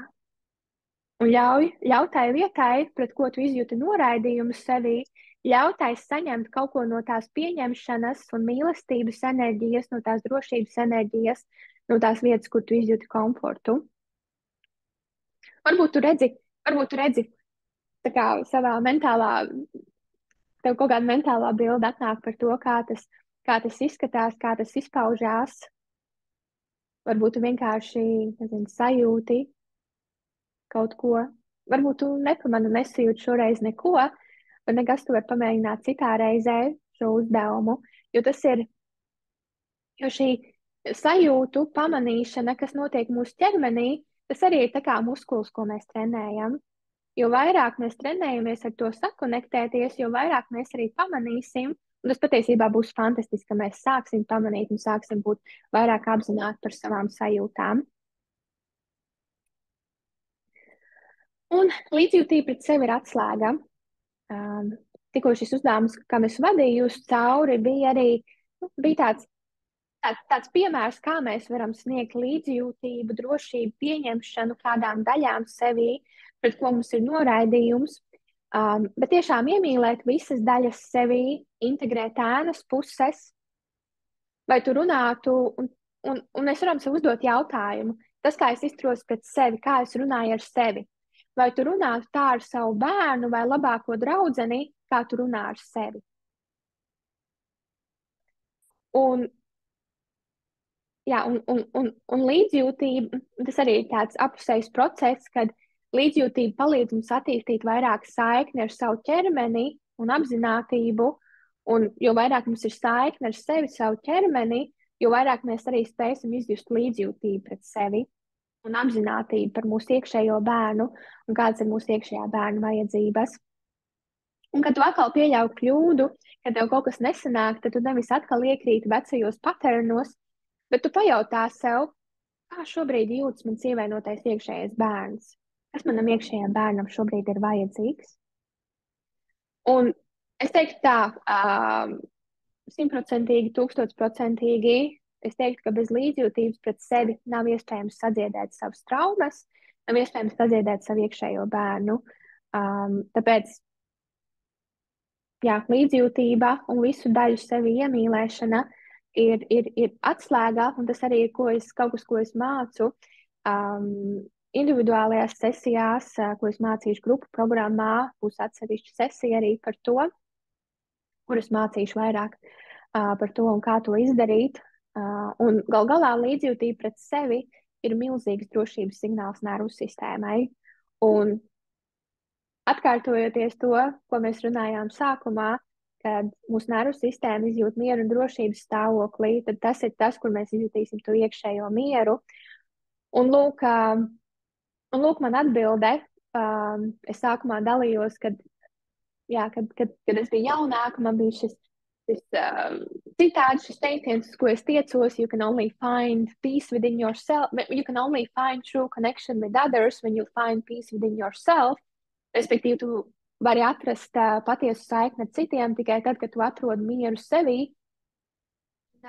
Mēs atrodam mieru sevī, kad mēs pieņemam sevi, kad mēs integrējam savus ēnas puses, visas daļas sevī, kad mēs sadiedinam savu iekšējo bērnu, un mēs spējam citus pieņemt tikai tad, kad mēs pieņemam paši sevi. Tāpēc arī tā ir, ka tikai tad, kad mēs atrodam mieru sevī, tikai tad mēs spēsim izveidot patiesu saikni ar citiem. Un tur arī to var atcerēties arī otrādi, kad kāds tevi kritizē, ja kāds tev nepieņem sevi. Tas vienkārši atspoguļo to, ka tas cilvēks nespēja pieņemt kādas daļas sevī. Nu tā. Un tad, šis ir sanācis gari, pusotru stunda, vai ne? To būs arī laiks jautājumiem un atbildēm. Bet šis, ko mēs tikko izrunājām, saiknes atjaunošana ar savām emocijām, sajūtām, introcepcijas trenēšana, iekšējā bērna dziedināšana, nervu sistēmas regulēšana, sevis pieņemšana, līdzjūtība pret sevi. Tās ir atslēgas, lai mēs varam izjust patiešām iekšēju mieru un harmoniju sevī, kas, protams, ietekmē ikvienu mūsu dzīves sfēru. Un šis arī ir tas, ar ko mēs strādāsim grupu programmā, kā arī vēl vairāk un dziļāk arī, protams, individuālajā programmā, kas piesakās. Bet drusciņā pavisam īsi gribu pieskarties, kas tad ir šī grupu coachinga programma Taurenis, kas sāksies 10. februārī. Tā būs 10 nedēļu programma Zoomā, ar grupu Zoom sesijām, iespēju uzdot jautājumus. Un šī programma balstās tieši uz iekšējā bērna dziedināšanu, nervu sistēmas regulēšanu, plus praktiski rīki ikdienai, kas noderēs visai dzīvei. Un tur būs tas viss, ko mēs izrunājām šodien, lai ne tikai atgrieztu iekšējo mieru sevī, bet arī atgūt kontroli par sevi, savu dzīvi, atgūt kontroli par savām reakcijām, regulēt savu nervu sistēmu un gal galā izjust vairāk harmoniju vienā savas dzīves sfērā. Būs kopīga WhatsApp grupiņa, tātad grupu enerģija, plus bonus. Patiesībā 2 bonusi, bet viens bonus būs šīs somatiskās emociju atlaišanas sesijas papildus esošajām ikdienas grupu sesijām. Būs 2 somatiskās emociju atlaišanas sesijas, kas būs principā vesels 45 minūtes, kur būs dažādi somatiskie vingrinājumi, lai mēs atlaistu kādu traumatisko stresa enerģiju. Un bonus, ja tu piesakies līdz 1. februārim, tad tu iegūsi bez maksas jauno mini-kursu iekšējais miers, kas būs pieejams pārdošanai nākamnedēļ. Un šai grupu coaching programmai piesakoties līdz 1. februārim būs agrā putniņa cena 147 eiro un var sadalīt mēnešu maksājumos. Un pieejams arī ir dažādas pakas, tā kā ir standarta paka, šie 147 eiro, un tad ir sudraba paka un zelta paka, kur iespējams arī papildināt šo grupu coaching programmu ar papildus individuālajām sesijām par samazinātu cenu, tā kā drusciņi lētāk nekā parasti ir individuālās sesijas pieejamas. Nu tā, un arī tiem, kas ir mani individuālie klienti, kas strādā ar mani vismaz mēnesi, tad tiem arī tiem patiesībā ir papildus 50 eiro atlaide grupu programmai. Bet es teiktu tā, ka šī cena 147 eiro, es to gribēju padarīt tādu tiešām pieejamu, lai pēc iespējas vairāk pēc iespējas vairāk sievietes varētu iemācīties šo un pielietot šo ikdienā, jo tas tiešām ir dzīvi mainoši, dzīvi transformējoši, un tas ir kaut kas, ko patiesībā vajadzētu mācīt skolās, izglītības sistēmā, bet to nemāc pat, atklāt sakot, es mācos šobrīd arī psiholoģiju universitātē, to nemācu universitātē. Psihologiem to vajadzētu mācīt, bet mums to nemāca, jo tas ir šī nervu sistēmas regulēšana, emociju regulēšana, ne tikai ar prātu, bet tiešām somatiskā veidā, tās ir dzīves prasmes. Un es gribēju šo grupu programmu padarīt pieejamāku, tāpēc arī cena ir tik zema, bet šī programma ir vērta tik daudz vairāk. Un es pat teiktu, ka es līdzīgi programmu, kad es pats sāku mācīties somatiskās terapijas, tad es līdzīgi programmu izgāju pie vienas amerikāņu somatiskās terapeitas līdzīgu grupu programmu. Un es par to samaksāju $2500. Nu tā kā šī cena 147 eiro, tas ir, tā ir ļoti zema cena par to transformāciju visā dzīvē, ko būs iespējams iegūt. Un neliels programmas pārskats, pirms mēs dodamies pie jautājumiem un atbildēm par šo lekciju. Tātad ir 10 nedēļas, kurās mēs runāsim par mēs mācīsimies nervu sistēmas stresa stāvokļus atpazīt, pārvaldīt triggerus un reakcijas. Tad mēs mācīsimies apgūt dažādus nervu sistēmu regulējošos resursus, kā ienest drošības sajūtu nervu sistēmā. Būs idejas, vingrinājumi un metodes, kas noderēs visai dzīvei. Tad mēs mācīsimies šo daļu metodi, kas palīdzēs, kas principā ir kritiska, būtiska, lai mēs spētu iemācīties pieņemt sevi un trenēt līdzjūtību pret sevi, ienest vairāk iekšējo harmoniju, mazāk sevis šaustīšanu. Tad būs integrācijas nedēļa, 4. būs integrācijas nedēļa, kuras laikā būs 2 stundu grupu sesija jautājumiem un atbildēm. Un tad 5. nedēļā būs iekšējā bērna ievainojuma un vajadzības, iekšējā dziedināšanās, kas ir atslēga, lai mēs vairāk netiekam tik ļoti triggeroti. Un tad 6. nedēļā mēs mācīsimies par piesaistes veidiem un pamestības ievainojumu, jo, kā es pati novēroju gan savā dzīvē, gan strādājot ar klientiem, tad daudzu tagadnes bloku saknē ir nesadziedēts pamestības ievainojums.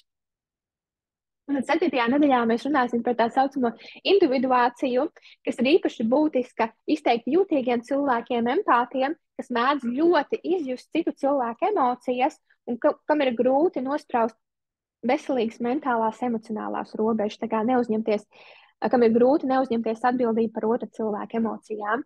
Tas, respektīvi, palīdzēs nostiprināt iekšējo kodolu, nospraust robežas, audzēt savu enerģiju, emocionāli nesaplūstot ar citu emocijām. Tad atkal būs integrācijas nedēļa ar 2 stundu jautājumu atbilžu zvanu. Un tad visbeidzot būs tā saucamā embodiment daļa, kur mēs mācīsimies iemiesot arī tīri praktiski mūsu dzīvē to visu transformāciju, ko mēs būsim ieguvušas. Man labākā sevis versija, uz kurien tu dodies, kas tu vēlies būt, ikdienas paradumu un rutīnas, ieteikumi jūtīgajiem cilvēciņiem, kā turpināt ikdienā šo transformāciju un būt vairāk saiknē ar sevi, un tiešām saprast, kā tavs jūtīgums ir dāvana. Un tātad programmas rezultātā tu spēsi efektīvāk tikt galā ar stresu un emocijām, lai pārvaldītu savas reakcijas, neuzsprāgtu, neaizsviltos, neiekristu depresīvā noskaņojumā. Tu spēsi pastāvēt par sevi, savām vajadzībām, ja tev ir raksturīga tendence izpatikt citiem cilvēkiem. Tu spēsi nostiprināt savu iekšējo kodolu, ka citu cilvēku viedokļi neizsit no sliedēm. Tu spēsi izkāpt laukā no upura lomas un vairāk dzīvot, baudīt, nevis tikai eksistēt, un iegūt veselīgāku dzīves un sevis uztveri, sadzirdēt sevi un savu intuīciju, spēt pieņemt sevi, citus un notiekošo vieglāk, būt iejūtīgāk pret sevi, spēt mazāk kontrolēt un vairāk uzticēties sev, pielietot iemācīto ikdienas dzīvē, būs praktiski rīki, kā pārvaldīt emocijas un trauksmi ikdienā, spēt sazināties un būt vairāk saiknē ar sevi un izveidot harmoniskāku ikdienu. Tātad manā mājaslapā es pēc brīža ielikšu arī linku chatiņā, tad varat palasīt vairāk. Tur arī ir pieteikšanās, bet jā, man mājaslapa lainkalēja.com, // taurenis, svītriņa grupu, svītriņa programma. Tur jūs varat atrast vairāk informāciju. Un vēl pavisam īsi, pirms mēs dodamies pie jautājumiem un atbildēm. Nākamnedēļ būs pieejams mini-kurs iekšējais miers, kur būs transformējošas somatiskās meditācijas, lai iedraudzētos ar savu trauksmi, sevis pieņemšanai, ēnas patības integrēšanai, praktiski uzdevumi, ko darīt ikdienā, lai pieņemtu visas daļas sevi un strādātu ar saviem triggeriem, somatiskiem vingrinājumiem, trauksmes, stresa mazināšanai un nervu sistēmas regulēšanai. Un visas, kas piesakās grupu programmā līdz 1. februārim, iegūs šo mini-kursu dāvanā. Tā kā jā, ļoti vērtīgs bonus. Protams, transformējošākais ir individuālā sesija programmā, kur mēs strādājam konkrēti ar tavu specifisko situāciju, ar tavām specifiskajām problēmām, un pieeja ir tev pielāgota, kas nozīmē, ka to rezultātu tu spēj iegūt vēl īsākā laika posmā. Un tagad laiks jautājumiem un atbildēm. Tā, es ielikšu chatiņā. Tā, kur man ir links uz grupu programmu, un es skatīšos tūlīt. Tā, jautājumus. Tā. Šeit ir saiti uz grupu programmu, un es skatos jautājumus. Tā. Droši varat sākt rakstīt jautājumus, vai kas grib uzdot mutiski, tad var atmjūtot sevi un uzdot. Vai var risināt tādu trauksmi, kas rodas pēkšņi naktīs, kad guļu viena, nav saprotams, kas triggerē vai par ko ir trauksme, tad pamostos ar ļoti lielu uztraukumu sajūtu, nezinot par ko, un pēc tam ir grūti iemigt. Jā, pavisam noteikti arī tādu trauksmi var risināt. Tas atkal ir šī nervu sistēmas regulēšana un iekšējā bērna dziedināšana. Tas, protams, var būt process, tas nav tā, ka maģiski vienkārši vienā reizē tu to spēj, bet pirmkārt, jo vairāk tu trenē šo introcepcijas prasmi, spēt atpazīt savus sajūtas un būt ar tām sajūtām, jo redzi, jo vairāk tu arī spēsi, jo vairāk tu spēsi sadziedēt, un jo vairāk tu spēsi regulēt šādu trauksmi.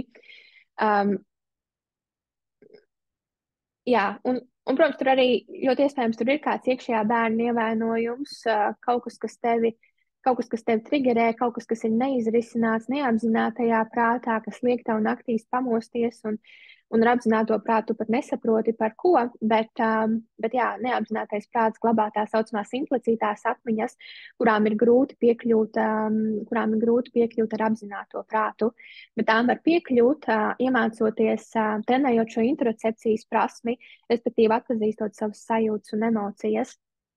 Un tā, un, protams, jā, un par šo sajūtu un emociju trenēšanu. Un pašai nesen arī nācās mācīties to trenēt, jo man ik pa laikam arī ir kaut kādi momentiņi, tā es labi guļu pa naktīm, bet ik pa laikam ir kaut kādi momentiņi, laikam, kur kaut kas tā kā neapzinātajā prātā uzpeld, kur vairākas naktas pēc kārtas es pamostos 3 naktī, maģiskais laiks 3 naktī, un tad nevar aizmigt līdz kādiem 5, 6 no rīta, un tad nākamajā rītā ir grūti. Un tā, un tad arī es trenējos to uzdevumu, kam es vadīju cauri šodien, ka trenēties, kur savā ķermenī es to izjūtu. Jo arī, kad tu pievērsi uzmanību tām sajūtām savā ķermenī, tad tajā brīdī tā uzmanība nav pievērsta tām visām domām. Bet jo vairāk tā uzmanība ir pievērsta tām visām domām, tiem domu cikliem, kas tev ir, jo vairāk tu virpini uz riņķi to visu. Tāpēc atslēga ir mācīties ieslēgties savam ķermenim. Un, protams, tas ir treniņš, un ko ir svarīgi atcerēties, ka šīs sajūtas, emocijas, tā ir tikai informācija. Ja tu tam sāc piešķirt spriedumu, ka kaut kas ir slikti, kaut kas ir labi, tas nozīmē, ka tu atkal dzīvo savā galvā, ka tev atkal ir šie domu cikli. Bet šīs sajūtas un emocijas vienkārši ir informācijas signāli, kas tev signalizē par tavām vajadzībām. Un es arī, tajā brīdī naktī pievērsu, kur un kā es izjūtu savā ķermenī. Un tad es uzliku rokas tai vietai savā ķermenī, tām sajūtām, un sniedzu tādu siltumu, drošību. Un tāpēc, ka es esmu jau ietrenējusies šo interocepcijas prasmi, un līdz ar to tas notiek ātrāk un efektīvāk, tad man arī uzreiz atnāca kaut kādas mentālās bildes, kuras redzēju, kā tā daļa manī, kas ir stresā, un tad es arī sapratu, par ko tas bija stresā, un tas bija loģiski, kāpēc tā daļa manī bija stresā un nespēja nomierināties, un es arī, principā, mentālā bilde atnāca, kā tas mazs bērns, kuram es tagad sniedzu to drošību, pieņemšanu, kas tam ir vajadzīgs, un tad arī tā trauksme vairāk nomierinājās, un es varēju pēc brīža arī iemigt. Nu tā. Nervu sistēmas regulēšana, iekšējā bērna dziedināšana, atslēga. Tā, skatāmies vēl jautājumus. Kādas ir cenas individuālajam darbam? Viena sesija ir 82 eiro, mēneša pake ir 330 eiro. To visu var sadalīt maksājumos, vairākos mēnešu maksājumos, tā teikt, pastiepjot to maksājumu plānu garāku, nekā ir tas viss individuālais darbs. Jo tur es esmu fleksibla, nav nekādas papildu maksas, ja maksā maksājumos, tur es esmu fleksibla, elastīga. Un tie, kas piesakās uz 3 mēnešu programmu, tad iegūst vēl papildus 100 eiro atlaidi tai visai 3 mēnešu pakai. Un tad piesakoties grupu programmai, es tagad mājaslapā ieliku vakardien arī papildus opcijas, kad ir šī sudraba paka un zelta paka, un tad sudraba paka ir viss, kas iekļauts grupu programmā, plus viena individuālā sesija, un zelta paka ir viss, kas iekļauts grupu programmā, plus 3 individuālās sesijas, un tad tur arī attiecīgi var paskatīties mājaslapā, tur attiecīgi ir ietaupījums, kad individuālās sesijas sanāk lētāk, kad uz šīm 3 individuālajām sesijām, kā tur bija, kā es rēķināju, kad uz tām 3 individuālajām sesijām tu ietaupi vēl papildus 50 eiro. Piesakoties grupu programmai ar individuālām sesijām. Kur un kā, lai rod drošības sajūtu, ja tās trūcas pagātnē un pašlaik nav neviena cilvēka, kas to var sniegt vai apskaut, izņemot bērnu. Tas ir treniņš, un tas ir apgūt šos tā saucamos glimerus.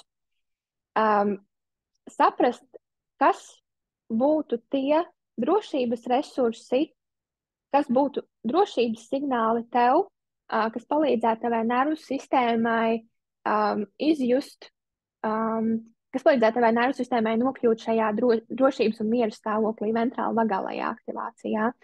Jo tas ir tā, jo vairāk tu ienes, jo vairāk tu sniedz drošības signālus nervu sistēmai, jo vairāk tu ienes drošības sajūtu nervu sistēmā. Un tas ir tā kā tu tumšā telpā iespīdini gaismu, varbūt tev nav lampa, ko ielikt tajā tumšajā telpā, bet jo vairāk tu ienes sveces tajā tumšajā telpā, jo vairāk tu ienes tur lukturīšus, sveces, jo vairāk tu izgaismo to telpu tā, ka izgaismojās katrs tās telpas kaktiņš. Nu tā. Un tad, jo vairāk tur ir gaisma, jo mazāk tur ir tumsa. Tas pats arī ir nervu sistēmu. Jo vairāk tu sniedz drošības signālus nervu sistēmai, jo vairāk tā sajūt drošības sajūtu, un jo mazāk ir vietas stresam, respektīvi nedrošības sajūtai. Un tur ir šis, tāpēc es iesaku vai nu grupu programmu, vai arī šo mini-kursu iekšējais miers, kas būs nākamajā nedēļā pieejams, vai, protams, es saku, vistransformējošākais ir individuālās sesijas, ja ir tāda iespēja. Bet jā, apgūt šos glimmerus. Un es iesaku arī, ja nav iespējas iegādāties to, ne grupu programmu, ne mini-kursu, tad ir šis 2 stundu seminārs nervu sistēmas regulēšana. Tam var atrast pieeju, pieteikties, tas joprojām pieejams bezmaksas apskatei.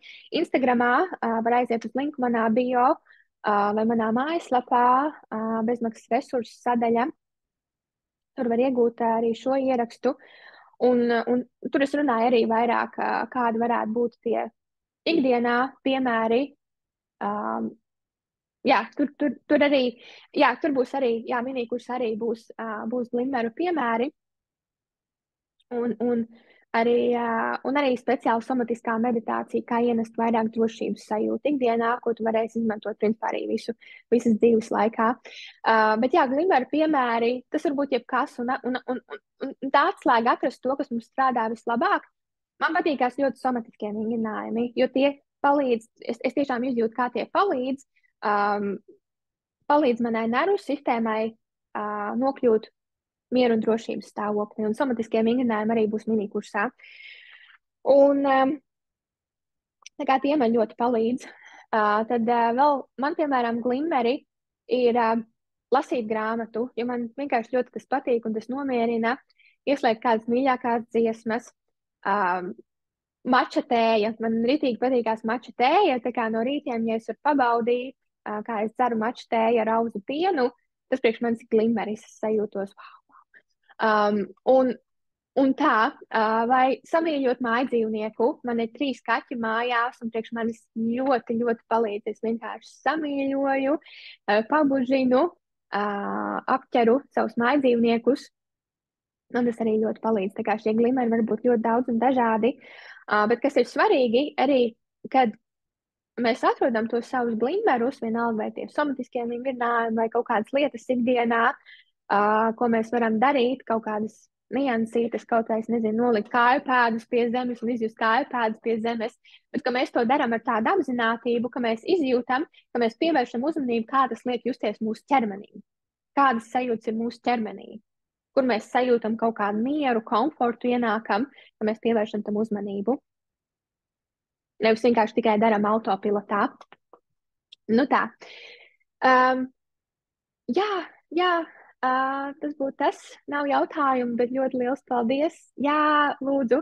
Šis atkal ir izvērties gandrīz par 2 stundu semināru, bet bija tik daudz, ko es gribēju jums iedot, gribēju jums izstāstīt. Un šeit ir vēl daudz dziļumi, kuros iet, un vienkārši nav iespējams pat 2 stundu seminārā tam visam pieskarties un to visu iedot. Un galā šīs lekcijas, es centos arī kādas praktiskas lietas ielikt šajā un arī vingrinājumus, Bet lekcijas vienmēr ir teorētiskas, un tāpēc es gribu jūs aicināt, ja ir iespēja, gribu jūs aicināt pieteikties grupu programmā vai individuālās sesijās vai mini-kursus iegādāties. Es saku, šis nākamnedēļ pieejamais mini-kurs iekšējais miers būs arī ļoti vērtīgs, ļoti praktisks, un arī par maniem iepriekšējiem mini-kursiem mana vērtības apziņa un spēja nospraust robežas, kas ir pieejami iegādēji joprojām.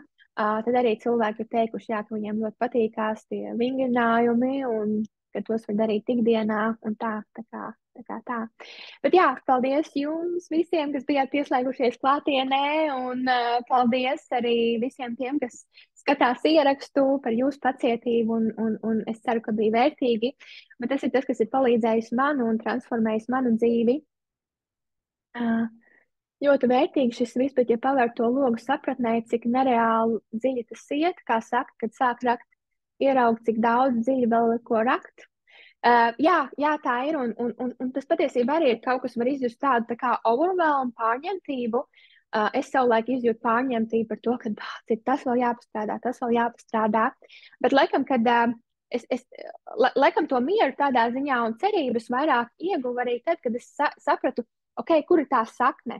Tiešām, kad es nonācu pie tā, kā sakne ir nervu sistēmas regulēšana un iekšējā bērna dziedināšana, jo gal galā viss nonāk pie tā, vai mūsu nervu sistēma katrā brīdī izjūt drošību vai draudus. Un tad mēs arī, ja nervu sistēma ir drošības miera stāvoklī, mentāli-vagālajā aktivācijā, tad mēs dabiski automātiski izjutīsim mieru, harmoniju, spēju komunicēt, spēju būt saiknē ar citiem, cerību, pārliecību un tā tālāk. Bet jā, tas, ka mums ir neizrisināti iekšējā bērna ievainojumi, nesadziedēti, tas nozīmē, ka daudz vairāk no tā, kas notiek mūsu ikdienā, triggerēs kaut ko neizrisināt no pagātnes, liekot biežāk nervu sistēmai nonākt draudu stāvoklī, stresa aktivācijas stāvoklī, kur mums ir mazāk pieejas mūsu mieru un drošības stāvoklim. Nu tā, atslēga. Jā. Paldies, ļoti vērtīgi, deva impulsu par daudz ko aizdomāties. Jā, lūdzu. Un jā, lai jums visiem ir forša nedēļas nogale. Un jā, tad jau tiekamies citās lekcijās nākotnē.